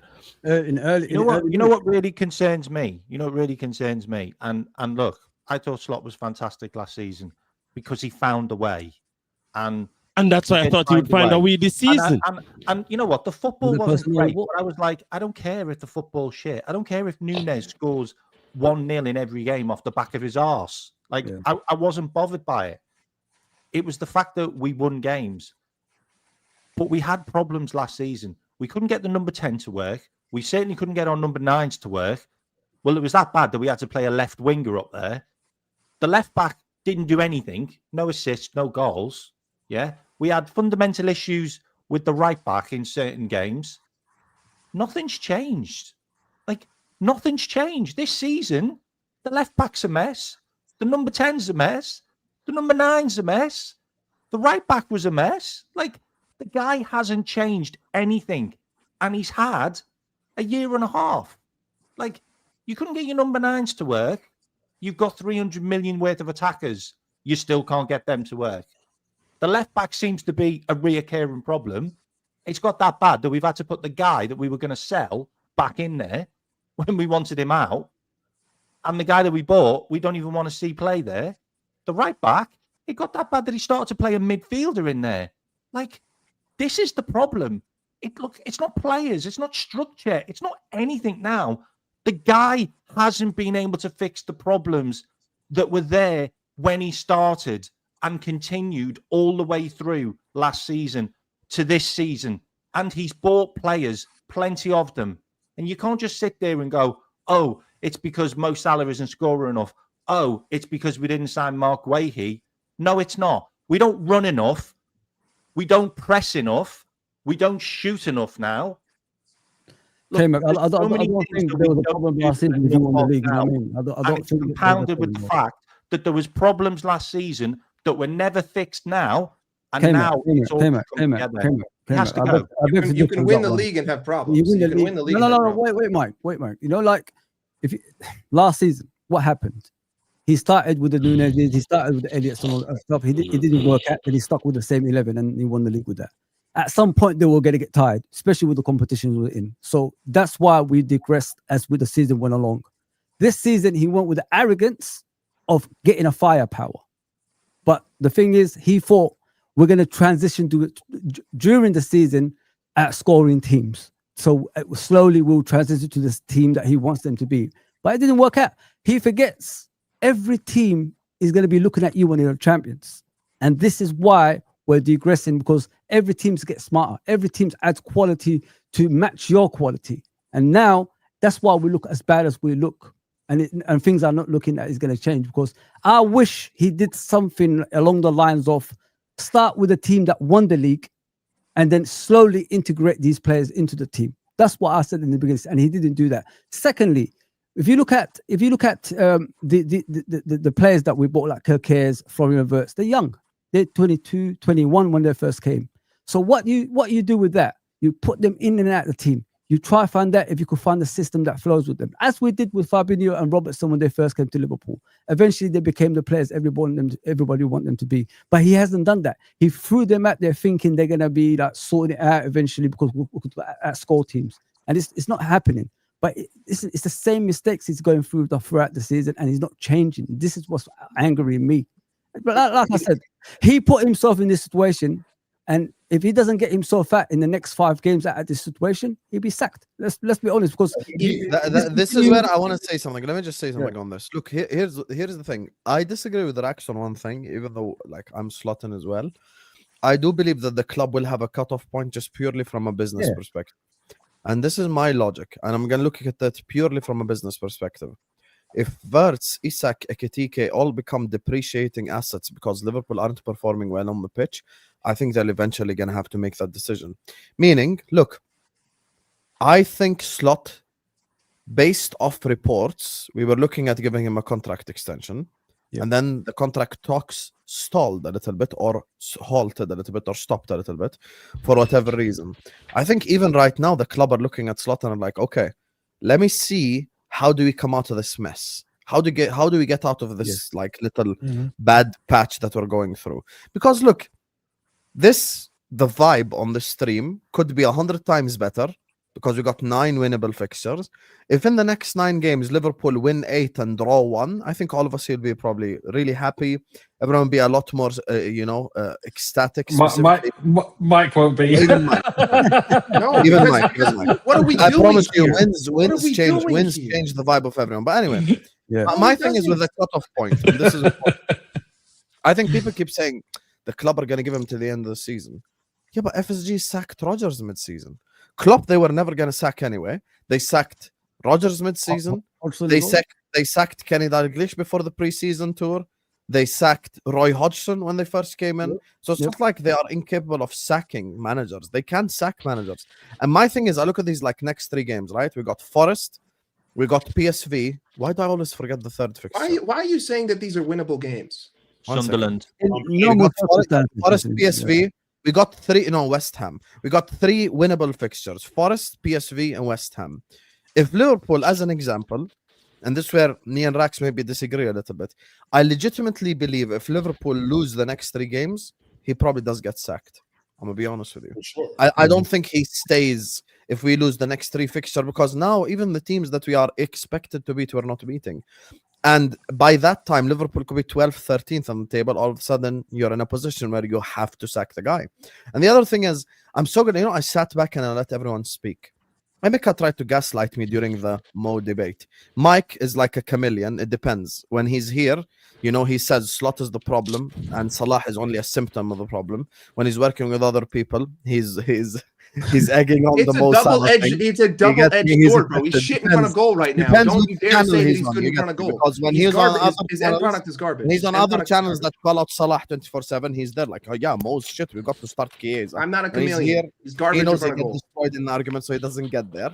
Now, for me, listening to everyone proves that it's not an individual. It's not an individual that's at fault here. I legitimately do not think dropping a single player changes anything about this. No, it doesn't. They have all been dropped. I'm in a position now where I sat back, I listened to all of you. I don't think dropping Mac changes anything. Dropping Mo doesn't change anything. Dropping Gravenberg doesn't change anything. Dropping Van Dijk doesn't change anything. There is no way that 10 outfield players all look like shit. And to Lex's statement, Szoboszlai is our best player this season.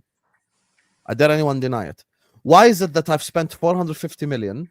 My right winger is coming off an all-timer season. Van Dijk is compared to the centre-back greats, and my best player is Dominic Szoboszlai. Can I ask myself that question? Because your manager doesn't have a head. And all of us thought doesn't that have a Dominic brain. Szoboszlai would be on the bench. Hey, look. You can criticize him without the disrespect. He did win us a league, innit? Listen, You can't base it on last season, bro, guys. respect is earned and lost in an instant. You can spend 20 years building a reputation and have it destroyed in an afternoon. At the end of the day, the guy is anti-football. I don't watch football when I watch this football club. I don't. I watch a team that walks around the pitch, that completely avoids the most pivotal area, the central areas. I sit there and you can literally draw a 50-yard circle in the middle of the pitch, because what do you need to do in this league to win? Create from the center, from the left, and from the right. You can't just give the ball to Gakpo and say, all right, buddy, isolate yourself and create something. You can't give the ball to a 34-year-old Salah and say, all right, buddy, isolate yourself, win a 3v1, and create something. It doesn't make any sense. And none of these problems are new. And I go back to what K-Mac was saying. There is not the caveat here that no one wants to admit is that with the implementation of these signings, there is not a single novel problem. Not one problem exists today that I did not see last season, because there have been periods where Mohamed Salah doesn't put up GA. So that's already a given. There's points in times last season, particularly towards the end, where he had like 10 games to get 2 assists, where he just didn't get them. The output wasn't there. I've seen the same problems at left back, at right back. I watched my team be incapable of dealing with the press against Arsenal, Brighton, Southampton, Everton, Fulham. The list goes on and on and on. So you went in the summer, you spent £500 million to try to address these problems. And every single problem that isn't unique to this season and is parallel to last season has gotten worse. It has not gotten better. If anything, you would think, well, wasn't the narrative last season that we were too reliant on Mo? So when you spend $350 million on other attackers, his output should actually go up because he has other people to pass the ball to and to work with and to be attacking and to be threatening. And they're going to take away defensive people from Mo. Like at the end of the day, it goes down to how we play ball. And if you're sitting there and you're happy with players walking around the pitch 5 minutes into a game, if you're happy with lethargic, unintentional bullshit possession that you just keep at the back line that makes our whole back line look like shit, if you're happy with disregarding the midfield, if you're happy with Brentford beating us 3-2 and we were even lucky to have 2 of those goals because one of them was gifted to us by a turnover and the other one was a minute over what extra time should have been, that really should have been 3-0. Come on, guys. Like, really? There's nothing to sit here and say this is a positive. Even if we do win these winnable games, which I find a laughable statement, what is winnable? Southampton should have beat us. What is winnable to Liverpool right now? Winnable on paper, meaning we're a lot better than them on paper. It doesn't just matter about results at this point. Because again, when you spend £500 million, guess what, buddy? You just set a ridiculous expectation. And that's what I said after the summer. I said, this is the greatest summer ever, but the problem is that your bar is so high that anything below it is catastrophic failure. If we don't win this league, I'm sorry, that's a catastrophic failure. You spent £500 million. If you don't win a major honor this season, that is a catastrophe. You don't put $500 million into your club to say, hey guys, it's a transition year. You don't. I'm sorry, you just don't. I'm not. Just before you go, I just want Mike to address something quickly. This isn't the super chat section, but Ed is calling Mike out straight up here. Big up, Ed. He says, Mike, if that's your opinion, then you lost respect for Klopp because he fell off at the end of his last season and the quad season as well. Give me a break. I was calling for Slot out at the end of the season that we finished third. Halfway through that season, I was pissed off at him because he refused to change. And towards the end of the season, players failed him, but he didn't do any implementation. You see, we entered every single one of those games and we created chances and they didn't go in and he didn't change anything, expecting it to just magically happen, expecting the players to just magically score. Yes, at the end of that season, I was calling for him to leave the football club, that we finished third. The season before he left. So I agree with Mike on the point that if we don't win the league, it's a failure. I said we'd win the league. I said we'd win the league when you spend the amount of money. Look, the Champions League is a major. A major. Sure. A major. Champions League win, you start everything. We have to establish. Sure. Well, that's a very distant proposition at the moment. But I agree with Mike in the sense that when you spend the amount of money we did, then you have a big target on your back. You have to achieve it. If it was another team spending the amount of money that we spent and they went backwards, then we would criticize them. We would all be sitting here laughing at them. So we can't have it both ways and not do that. And I think criticism is warranted. Don't get me wrong. And if we don't win the league or the Champions League, then it is a failure. I said at the time, you know what? I'm happy. Winning the transfer market is all well and good. I don't really care. And Husam, you've known me long enough. Like, I don't get me wrong. I get excited by big transfers and stuff like that, but it's not the be all end all. Ultimately, it's what we do, and I think we all agree it's what we do on the pitch. Winning the transfer market means nothing if you don't win the major trophies. And it's fun to celebrate transfers, but ultimately, football has to be won on the pitch. Okay, guys, we can all agree. Well. You know the thing that Mike said then about players walking around? Rewind that Manchester City game when Cody Hapko came on. The guy didn't sprint once. He jogged around the pitch. He'd literally just come on the pitch. The attitude stinks right now. Stinks. Like, it goes all the way back. Goes all the way back to the manager. That, like, if you can't get your team up for a Manchester City game, like, seriously? He can't get the team up to play Crystal Palace. He can't get the team up to play Manchester United. We walk and that comes from the manager. I'm sorry. I like, this guy breathes nothing short of ballless energy. Like, it is just the absence of testosterone in that locker room. Every single week, it's a walking simulator from every player. And because it's every game, you have to put it on the manager. There's no other logical reason as to why our midfield would be walking in build-up. There's no other logical reason as to why our front four would be walking when we're trying to progress the ball into the opposition net every single week in, week out.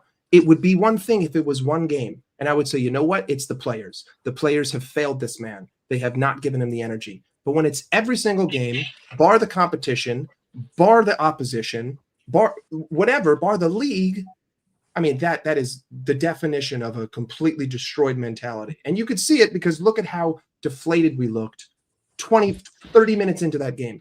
After the first half, look at how we looked. It's just diabolical. And that comes from the manager. And I don't expect these guys to be able to just randomly turn it around if this is the type of mentality that is breeding into this football club. Like, football is, every sport's 80% mental. Like, yeah, of course, technique is a thing, but mentality is everything. You think Jeremy Doku would have been cooking like the way he was if he wasn't cooking in the first 10 minutes? If he doesn't cook in the first 10 minutes, he doesn't cook like that for 80 minutes. It just doesn't happen. He gains confidence. And as he gains confidence, he does crazier things.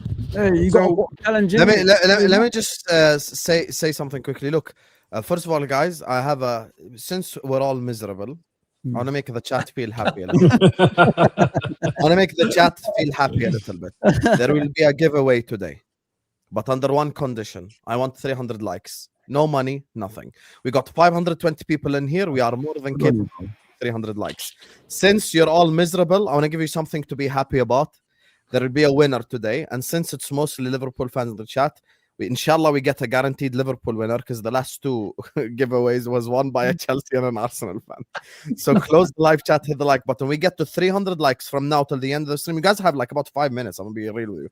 5-10 minutes, and we're gonna wrap this shit up. So you have 5-10 minutes to like the video. Hit that like button. Subscribe to the channel if you're ready to do so. We're gonna do a giveaway right here, right now. On this channel, one of you guys is going to win a free shirt today. You get me? I hope you guys don't buy like a non-Liverpool shirt. Let's have a Liverpool winner. There's something I want to touch on though, because it's been spoken about, touched on quite a little bit here. I hate hearing slot talk, is what Kathy's saying. And I heard what Enz said when I left the stream. The reason why I don't listen to manager press conferences is not because I don't want to criticize the managers. It's because managers give PR answers. It's because I heard Jurgen Klopp waffle in press conferences like crazy. Can we just go back to the day, 18-19? Remember when we drew away at Old Trafford and Klopp said that we were off our game because Man United made 3 substitutions in the first half? I'd rather him say you guys that forgot than about say that. Are we going to address the giveaway fact that secret. Klopp blamed the ball and the wind and the 12:30 and the kickoff dry grass. and the dry grass and the I'd rather have referees? that. I'd rather have that than No, this. you'd rather have that, but guess what? Managers waffle all the time. You know Managers what, give though? PR bullshit answers all the time. You know If I what? want You to know what? criticize I'd rather Slot, have that I'll criticize guy. him. 1 second, K-Mac. I'll criticize him for what he did on the pitch, not for what he says off of it. Because guess what? Managers lie in press conferences all the time. I don't give a fuck what Slot comes out publicly and says. I care what he says privately. I care what he implements on the football pitch. That's what I give a fuck about. That's why I never use his words against him, because who cares? I'm all about what you do out there on the football pitch. Slot is not going to come out, and I agree with what Rak said. Slot is not going to come out after a Man United or after a Blanco like, yeah, guys, we're shit right now. The tactics aren't working, and like, which manager does that? Just doesn't exist. Emeka, I know you got to go right now, so big up to you. Appreciate you, my brother. Thank you for joining us. You got cooked on the Salah debate for the 5th time in a row. You're right. Appreciate you. You get me. He keeps coming back to get cooked on the same debate. We'll see. So big up to you. Big up to you, Emeka. I've got. By the way, guys, just to confirm, if Salah scored that chance against Man City, we would have lost 3-1. Yeah. Wow. Anyway, so back He should have passed it anyway. He should have passed it. He had Verts and Gakpo right next to him. Okay, even if Vert scored, we lost 3-1. Let's go. I've got some breaking news for you. So you say that Slot, like, you know, does press conferences and stuff. The guy went on TNT today and did a tactical breakdown on how he's going to make Hugo Ekitike and Alexander Isak work together with Owen Hargreaves. The fans haven't even seen it yet. He is a. Let me put the slot in with each other. Lex, are you slotting? Like, Lex, are you slotting? All right. Like, seriously, just tell everybody how you're going to play them. I'm slot out because I don't necessarily see how he's going to turn things around. But if the club gives him the opportunity to turn it around and he does, then fine, blood. But you know what I mean? Okay, here we go. Because Fozzy slot out, Mike slot out, and K-Max slot out. So it's over. It's over, chat. It's over. Someone in the chat just said Timu Pep Linders. You guys are such assholes, bro.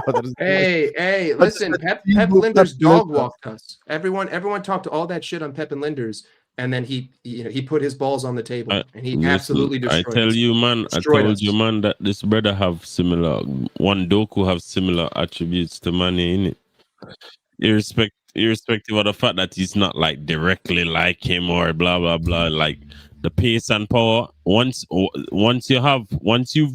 had pace and power, and you've used the pace and power in a particular way and got success out of it.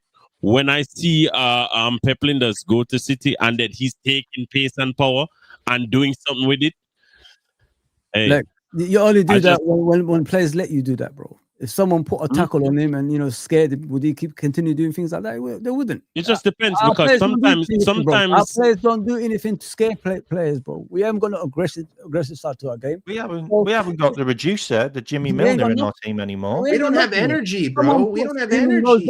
Then I don't think he'll be doing that throughout the game. But we look hungover on the pitch. Like, smash him. I haven't seen us get yellow cards for any bad fouls. at all this season. I haven't seen McAllister.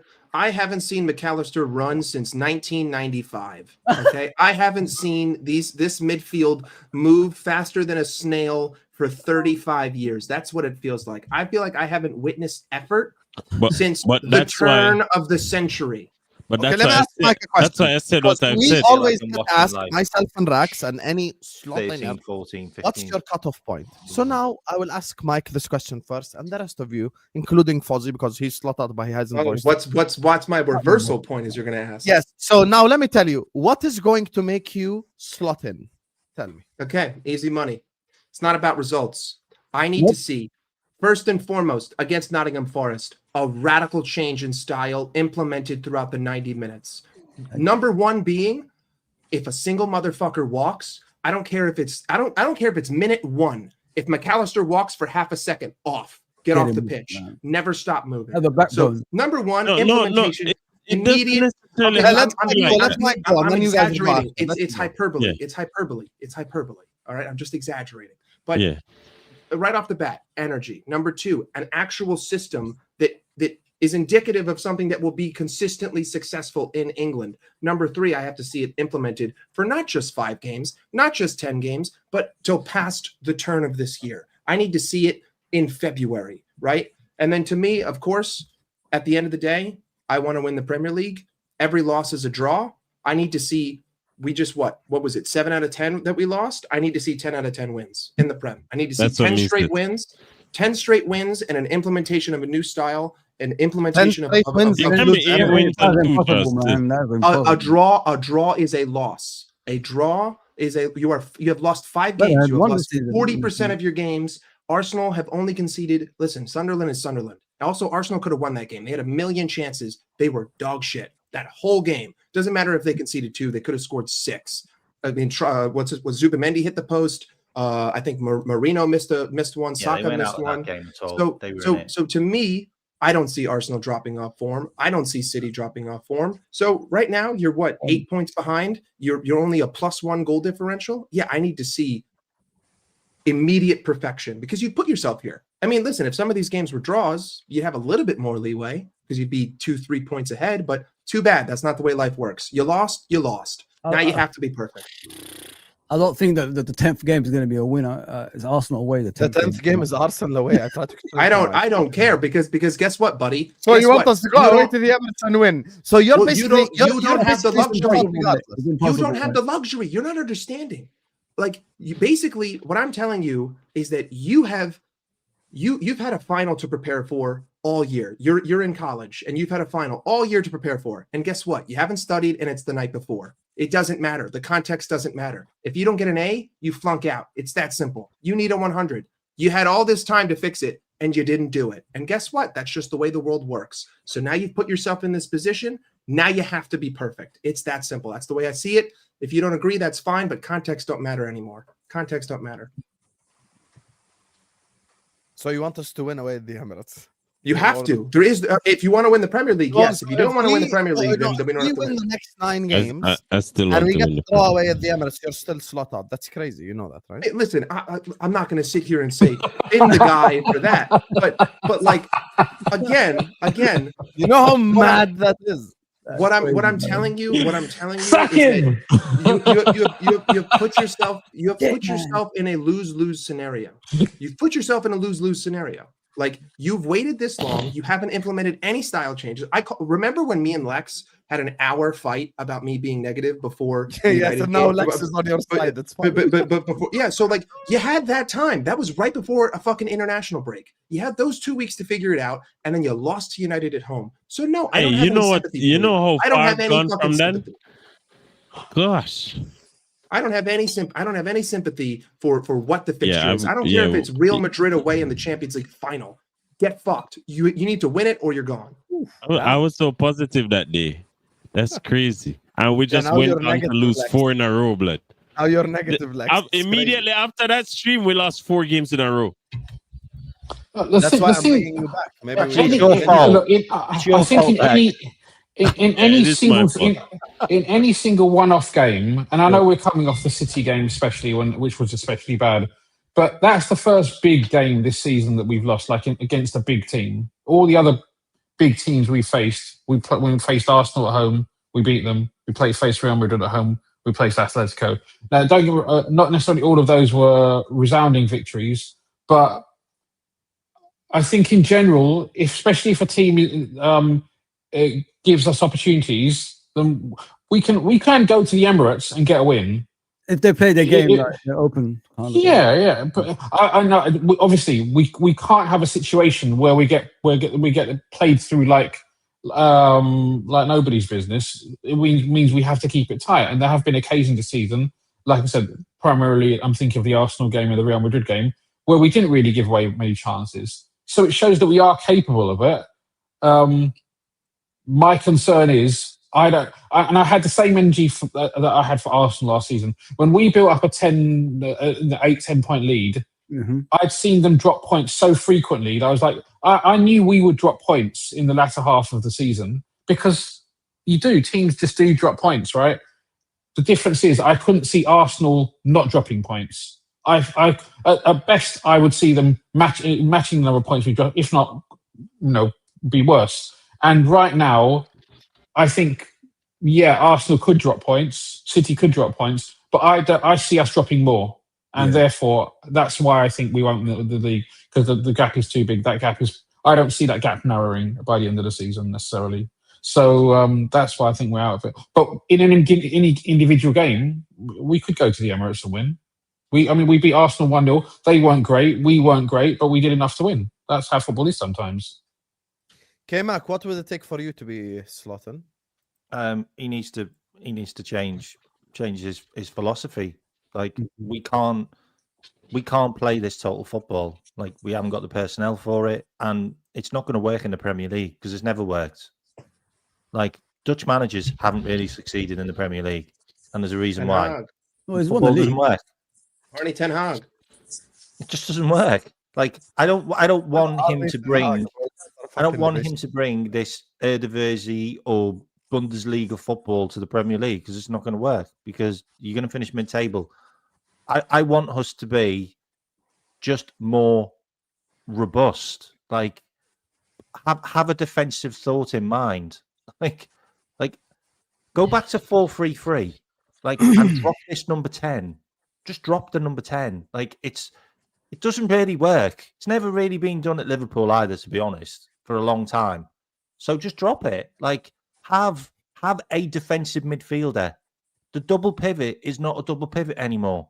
Like I don't know what it is. It's not a double pivot. It's just a load of eights doing stuff. Like have a defensive midfielder to shield your centre backs and play your left back and right back as a traditional left back and right back who are defensive minded. Because you've got enough if you've got Florian Wirtz in midfield. You play him as an 8. Play him as an 8. Like, give him some space. Like, okay. And put your frigging attackers that you spent nearly 350 million quid on in your team.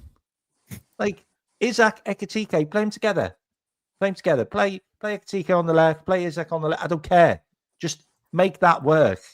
But just make us more defense-minded. Yeah. And stop letting goals in. Stop letting goals in. 69 goals in all competitions in 2025. Like, we conceded 41 goals in the Premier League last season. We've already conceded 17. Like, this is just not good. And you need to stop this. Like, instead of up there, have it down here. That's it. Stop conceding goals. Okay. How many wins? How many wins? I don't know. The problem is the lesser teams are the ones that have beaten us. Lesser teams are the ones that seem to be able to get at us more. Including Man United. For me, I think all the way up till if we're like, say, 6 points, 3 to 6 points behind behind Arsenal or Manchester City, whoever's up there, then keep him. And we're in the Champions League still. Keep him. But that has to change. Like, we have to stop conceding goals. Like, okay. Fozzie, what would it take for you to be slot in? Because you're slot out. You haven't said it yet. Just say it. I'm not gonna say it. Like I said to you, I'm not that type of fan. But what we need to do, guys, we just need a pattern of play. I could lose, I could win, I could draw. I'm that type of fan. And as long as we've got an identity in the team that we've got something to look forward to improve on. That's all I'm asking for. We've got fixtures that we should win, like you guys said. So I'm expecting in after international football, the guy to change the team. Have a team on the pitch that's hard to beat, like K-Max said. Team that can defend. Team has a work ethic. Like have Gomez as a right back. Have Konate and Van Dijk and Robertson. Something that's gonna be not gonna concede goals. Because majority of the time since Arne Slot has been here, we've been conceding a lot of goals. Let's just be honest. Just stop inverting Kirkes. And stop inverting players. That's what we need to stop doing. So have 2 pivot midfielders. Okay, number 10 doesn't work, but if Szoboszlai stays there and runs a back for other people, I don't mind that, as long as we're hard to beat. Let's do something like that. But we're not. Listen, we've got fixtures here. Nottingham Forest at home, that should be winnable. West Ham away should be winnable. Sunderland at home should be winnable because it's at home. Leeds away should be winnable. Brighton at home should be winnable. Tottenham, you don't know what Tottenham you're going to get. Should be winnable. Wolverhampton at home should be winnable. So, and then you got Leeds at home, should be winnable. Fulham away, they're not in a good form, should be winnable. Arsenal is the only one that's difficult. You know what I mean? It could go either way. Then you got Burnley after that. Look at those fixtures, how easy it is for us in normal circumstances if we was playing the right way. That's a lot of points we could collect, after international football. But it just depends on this head coach. Is he going to go back to the same team and the same tactics he's been doing in the past months, or is he going to be smarter now and try make us hard to beat as a football club? That's all I'm asking for. Pattern of play. Make sure your defense is in a position that they don't get beat. Make sure your midfield is not scattered everywhere, like they don't know what they're doing. And then we could just build something to get better and better and better, and probably be 3 points like K-Max said, or 4 points behind the league leaders. Something like that. Just do something that's gonna give us momentum to win games. That's all I'm asking for. Just pattern of play. Are we going to be like a defensive team? Something to give me hope. That's what I'm asking for, guys. Yeah, a new idea. Okay, Rax. Now you're gonna have to answer the hardest question the other way, because they all answered. So we're gonna end on this. Also, guys, it's up to you. I said there's a giveaway at stake. We're not 300 likes yet. If we get to the end and we ain't at 300 likes, you guys bottled it, not me. See, I'm not asking you for money or anything. Close the live chat, hit the like button. 300 likes, we drop a giveaway live. You get me? Let's have someone. Let's have a Liverpool fan win something, mate. Brother, what is it gonna take for you to be slot out? And look, to be fair, the same way they all answer. Honestly, don't give me bullshit answers. I want honest answers. No, I mean, look.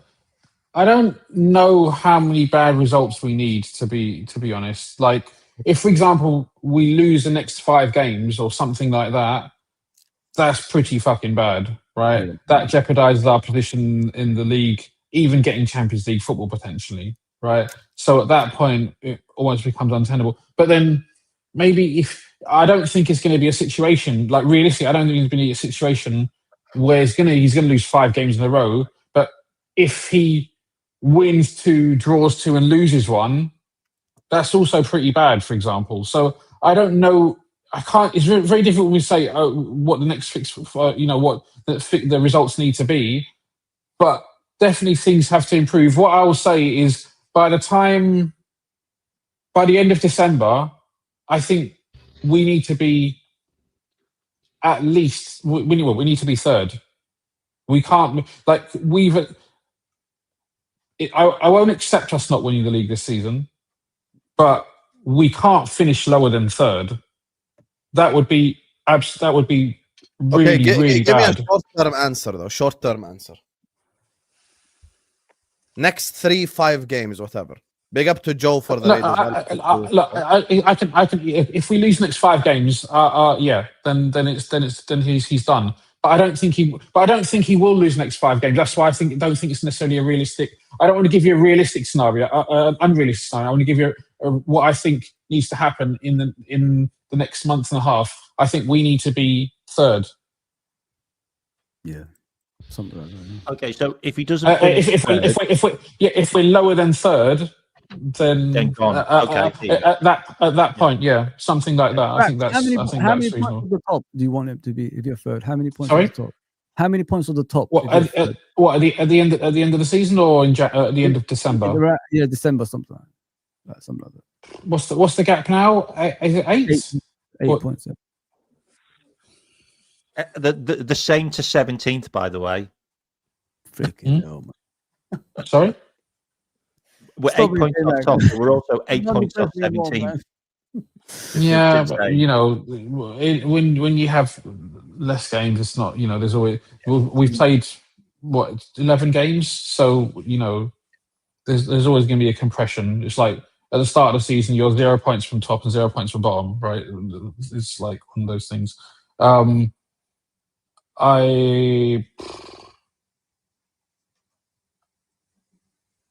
Maybe. Players. Fuzzy. I don't know. That's a difficult one. I don't know what to say about what the gap can be. Maybe 12 points. Could it get bigger? I think it could get bigger. My main position is we can't finish lower than third, and I think if he's lower than third at the end of December, then serious questions need to be asked. Fair play. Okay. So listen, guys, I'm gonna read the supers and then wrap up. A reminder to all of you guys that all the links are in the description. We haven't hit 300 likes, so you guys can hold that respectfully. Oh, you bottlers!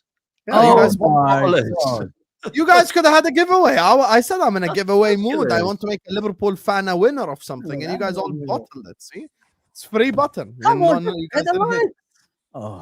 Close the live chat. Hit the I'll give you guys a chance from here until we finish the super chats. We got 7 of them, so it might take maybe 5-10 minutes more. So hit the like button, subscribe. Anyway, let me grab these supers. Big up to all you guys locked in as well, and yeah. Big up. So, first super here from a man like 123 the Ace. That rolls off the tongue. That rolls off the tongue, doesn't it? Yeah, 3 PDAs. 3 PDAs. Slot isn't convincing, true, but Salah isn't the player he was. Husam, that level isn't there now. Man City moved on from KDB. It's time for Salah. But here's the thing, though. Man City moved on from KDB without having a systematic problem that makes all the players look like shit. Towards the end of last season, Manchester City were playing probably some of the best, if not the best football in the entirety of the league. So what we can't do is go like, yo, man, KDB. By the way, there are City fans right now. This is something you guys have to keep in mind that would take KDB back in a heartbeat after watching how he played for Napoli. Also, the difference between KDB and Mo is KDB is quite injury prone. Mo isn't. So that's a massive difference as well. You've got to keep in mind. Yeah, the last season they had KDB, he wasn't fit. Like, the reason why I brought up the argument, your logic can't be the system and the style is shit, but let's sell the right winger. What are we doing here? Like it's just illogical. That's it. Big up to Ed. He's calling K-Mac out this time. Big up to you, Ed. Dubs in the chat for my guy Ed for dropping in the 20 piece. Appreciate you, Ed, man. Big up to you, all the support and everyone who supported this stream. What the hell is this waffle, K-Mac? You're so reactionary. Bullshit. Come on now. Slot's got to figure out the system for all these talented players. He's stubborn. That's his flaw. He'll get it right. I'm tired of all this slot out, slot in shit. I'm definitely not slot in. Okay, but how would you respond to thanks for the super chat. You ain't gonna respond to what he said? He just spent $20. You ain't gonna give him a response? I'm not reactionary. Like, look, I wanted Amarin last season. Everybody knows that. Like I made that really clear. I wanted Amarin. We got Slot, and Slot was great. Like, he won the league. Like, I'm not reactionary about it. But 2025 has been shit. It's been shit. Like, you can't go 11 months scot-free with me. I'm sorry. Like, I've seen this one coming quite a long time ago. And if you go and watch my channel, go and sub to it, you can read all about it. Okay. There's your response, Ed. I tried milking as much as possible. You get me. So narrative that we didn't win the league due to a Gerrard slap is ridiculous because we conceded over 50 plus goals despite scoring. Rodgers' game management cost us. I actually agree with this as well. 100%. I blame Brendan Rodgers way more for that league than Gerrard slipping. Gave it to Sliding Denver. doors moment, isn't it? Rectify the defensive issues, isn't it? It's Yeah. a sliding doors moment. That's what I was saying. Like Brendan Rodgers. I'll be honest with you guys, man. I really can't stand Brendan Rodgers. I'll be honest with you. I can't stand the motherfucker. Mike, your mic is turned One of robotic. the worst, mate. Tell me about it. Listen to yourself on YouTube. No, you sound like Star Trek. Speak now. Try. It's because he's multitasking. Sometimes it. Same thing. You sound like a robot, like legit. Fuck. Yeah. Anyway, Why are Thing the is likes with- going up, Husam? The likes still come on, guys. Yeah, Give it see, a they give on away. me. Fuck. See, I'm offering them free shirt. They don't want it. Can't Habibi, believe. Come on now. Does it still sound stupid? Great, That's fine. better. Thing is with Rogers is I couldn't stand the guy at the end. Big up to Alex Cornford. Thank you so much, Alex. Appreciate you. Dubs in the chat for him as well for dropping in the 10 piece. Most damning for me is over his 18-month. The best performance is when he is admitted that's not how I want to play, or when he didn't change much of himself, Absolutely. or against Angel Spurs. Yeah, but here's the thing, though. I feel like we're changing the narrative, brother. Like we played incredibly well away at Old Trafford, beat them 3-0. We played amazing against Leverkusen, beat them 4-1. We played amazing against Madrid. By the way, remember, just take yourself back to the game pre-Madrid, not this Madrid, the Madrid from last season, because you're saying from when But he last told 18 months. us. He's right though. He told us that that's not how he wants to play. But he I'm not played talking that about way. Madrid to from win. 3 days ago. I'm talking about Madrid from last year. Yeah. It was Before the game, same. we were all Yeah. shitting it because we haven't beaten Madrid in a long time. And he goes and we beat Real Madrid and we beat Manchester City. We go away to the Etihad, win there for the first time in forever. You get me? So We battered Tottenham as well, didn't we? But he told yeah, us. we battered Spurs. Like, But the thing is, you're only adding fuel to. how our are people fire. saying that we didn't play well last season, though? That's getting on my No, nerves. he Because- told us that he wasn't going to play his tactics. He was going to Hey, play. do you want to completely go different. through the fixture just to list win at the those turn games. of the year? Because Yeah, I've already done it. That's not Be honest, what Mike, he I said, don't know. though. Exactly. He said- he said- he It said- he isn't said- what- Season, man. Come on. Yeah, but he didn't say that. That's not what he said. That wasn't what his final form, what he envisaged his final form to be. It's not like he was playing completely alien tactics. And because we also heard numerous times over the course of last season that part of the reason why they brought him in is because they didn't want to change too much. Yeah. That his very much. system at PSV was similar to the way that Klopp played. So. Yeah, we would have hoped that this season would have been a more developed version, but obviously that hasn't transpired. I don't think he's playing how he wants to play now either. But Mike's just hit the nail on the head before. Every Premier League game, this is his final form. This is how he wants to play. I don't think so. Wow. What is it? Walking football, it's called. But I don't. Do you think this is? You seriously think this is how Slot wants to play? Yeah, Absolutely. Okay. Absolutely. I think that the Okay, I think that low energy mitigates injuries. I think that his substitutions mitigate injuries. I think that lethargic possession just again but mitigates your main injuries. motivation as a manager can't be to mitigate injuries. Your But raison d'etre as a manager is not to mitigate injuries. Your raison d'etre is to win. You're right. You're right. Right. That's only one part. I also think that he's signing arrogant. for the club. Slot's first appointment for the club was the fitness coach. Oh my God! What He are was we doing? the best appointment. What are you talking about, man? We are changing the narrative. Okay, so if we brought him in third, would that mean it's less of a priority? Sometimes things happen. that was what his style is. The order that things happen in doesn't necessarily mean that's the order of priority. You understand that, right? Why we like Slot, because his team didn't get injured as much. That was Yeah, also that's one of the main reasons. Yeah, features of why we got him. yeah. Sure, that's true. I agree with that. But that doesn't mean. But that's a I'm totally not gonna different draw point. the You line saying with that the his whole first fitness guy. appointment was. Yeah, I'm not gonna draw that line, but like I think that that's a little bit of a stretch. But at the end of the day, he plays slow, he plays lethargic, and he's arrogant in thinking that 4 players can bypass the mid block. And Liverpool fans are arrogant to think that teams play low blocks against us because they don't. Aston Villa were the only one to do it for 90 minutes, and they got fucking rocked. Everyone else played a mid block up until the final moments of the game, which of course you're going to sit in a low block because there's 10 minutes left and you don't want to concede a goal. So yeah, a lot of it is just passiveness. That's really the best. I mean, the word I use is complacency. He is an artist of complacency, and we saw it last season at the back half. We're not going to sit here and go over all the results, but you can do your own due diligence. You can go back, you can read through the whole fixture list from January on, and you'll find one good performance, and that's Tottenham 1, Liverpool 5, Liverpool win the trophy. That is the only good performance in the second half of that season. Maybe PSG at home, we were just unlucky.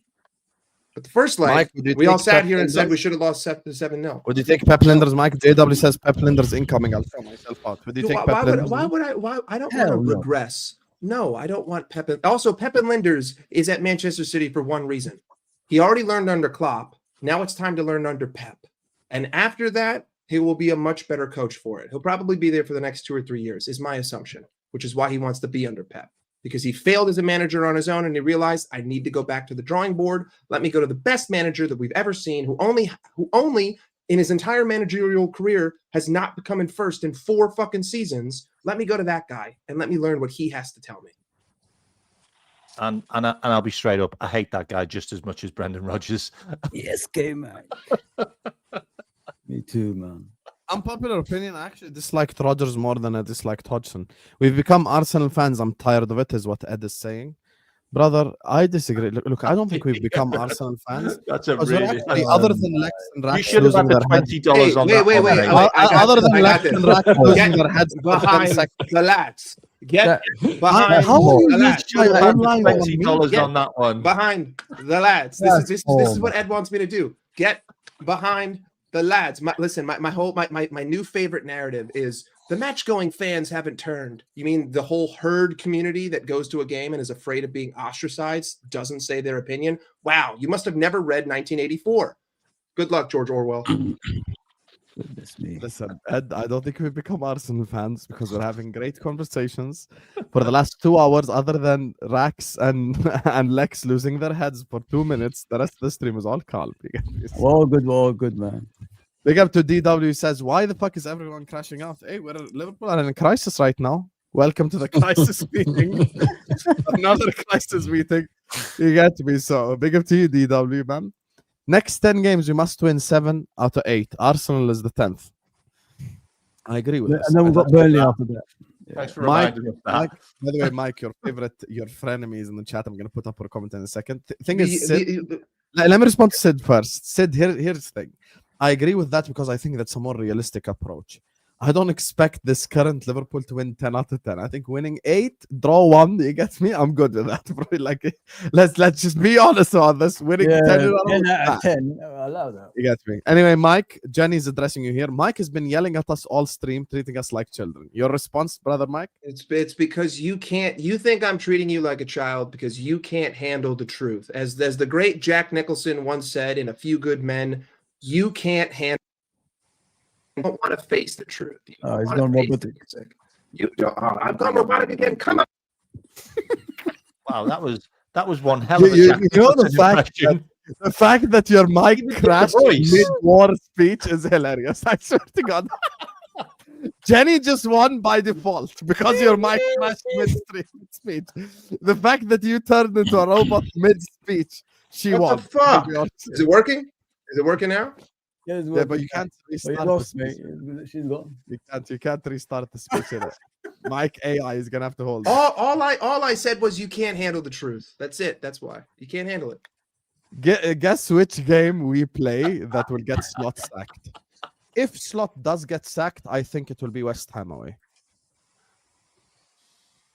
Oh, that. I tell you what, he really hated getting beat by Nottingham Forest last season, didn't he? Anyway, guys, look, on that note, we're going to wrap up the stream here. Lex Timmet is in the description. Fozzy TV is in the description. Mike Das LFC is in the description. Rak doesn't really have a channel. You get me? Fraud. K-Mac channel is in the description. I love it when hey, big up Ed. Big up Ed. Mike is Timu Tom Selleck. Big up. And Arnie Slot is Timu. Arnie Slot is Timu Brendan Rodgers. No, Timu Ten Hag. Arnie Slot is Timu Ten Hag. There you go, buddy. You can back the bald Dutchman all you want. I don't. Because there's only two things that I can't stand in this world. People who are intolerant of other people's cultures and the Dutch. Wow. That's crazy. Wow. No one here has seen Goldmember, really? You guys don't like Austin Powers. This is crazy. No, I don't, man. These are scouts there. I watched you on your channel talk about chlamydia zone and pussy football. Well, guess what? All of it is wrong true because 6 weeks ago I broke it all down and now everyone's repeating the same shit that I said. Okay, you got Nostradamus. that. Yeah, you can own Okay, that one. fucking hell, we You can get own it. that one. Oh, this guy, bro. know Okay, that one. It's not about Nostradamus. being easy. Nostradamus. It's just about no one wants to admit the fact that the guy doesn't know what he's doing. Like that, at the end of the day, no one wants to admit it. Like that is what I believe is the final straw. You don't want to admit that he is out of his depth. I thought Mike was Ron Jeremy with a shirt on. Let me Google quickly Ron Jeremy. You don't want to Google who Ron Jeremy is. Don't want to Google Ron Jeremy, Be mate. careful. Be very careful with that. Oh, Viking, sir. I literally just searched that, bro. You fucker. I just searched that. Toxic motherfuckers, bro. This community. You know, Anyway, Sam, none of you I win think a that giveaway person because you didn't should get get a 300 share. likes. Hold that. Anyway, I think you like should the get a video, share. subscribe. We're gonna redirect you over to Troops. He's doing a Jamaica Trinidad watch along. So I'm gonna see you guys over there. Are any of you going live after this? No, not None of tonight. you? Okay, No. so we're gonna send you guys over to Troops then. He's live for Trinidad versus Jamaica. Just go tell him Husam Raid in the chat. I'll be in his chat as well. Go tell him Husam Raid. Love you all. Share, comment, subscribe, all that good stuff. And I'm gonna see you guys back tomorrow. I'm live with Grizz tomorrow, inshallah, at 9 p.m. UK time. You get There you me, go. so There you go. peace out. Hey, it didn't shut me up, Dan. He was doing the outro. Hold that. No, I didn't shut my cup. I'll never shut my cup. No, Mike Dan has- said that shut Mike up. They didn't shut me up. He was Yeah, I doing know. the That's what I'm saying. Mike has been an elite addition to LFC YouTube. I've actually been encouraging him to go live probably since I met him. So I'm glad he finally did it. Peace out, Habibis. outro. Yeah.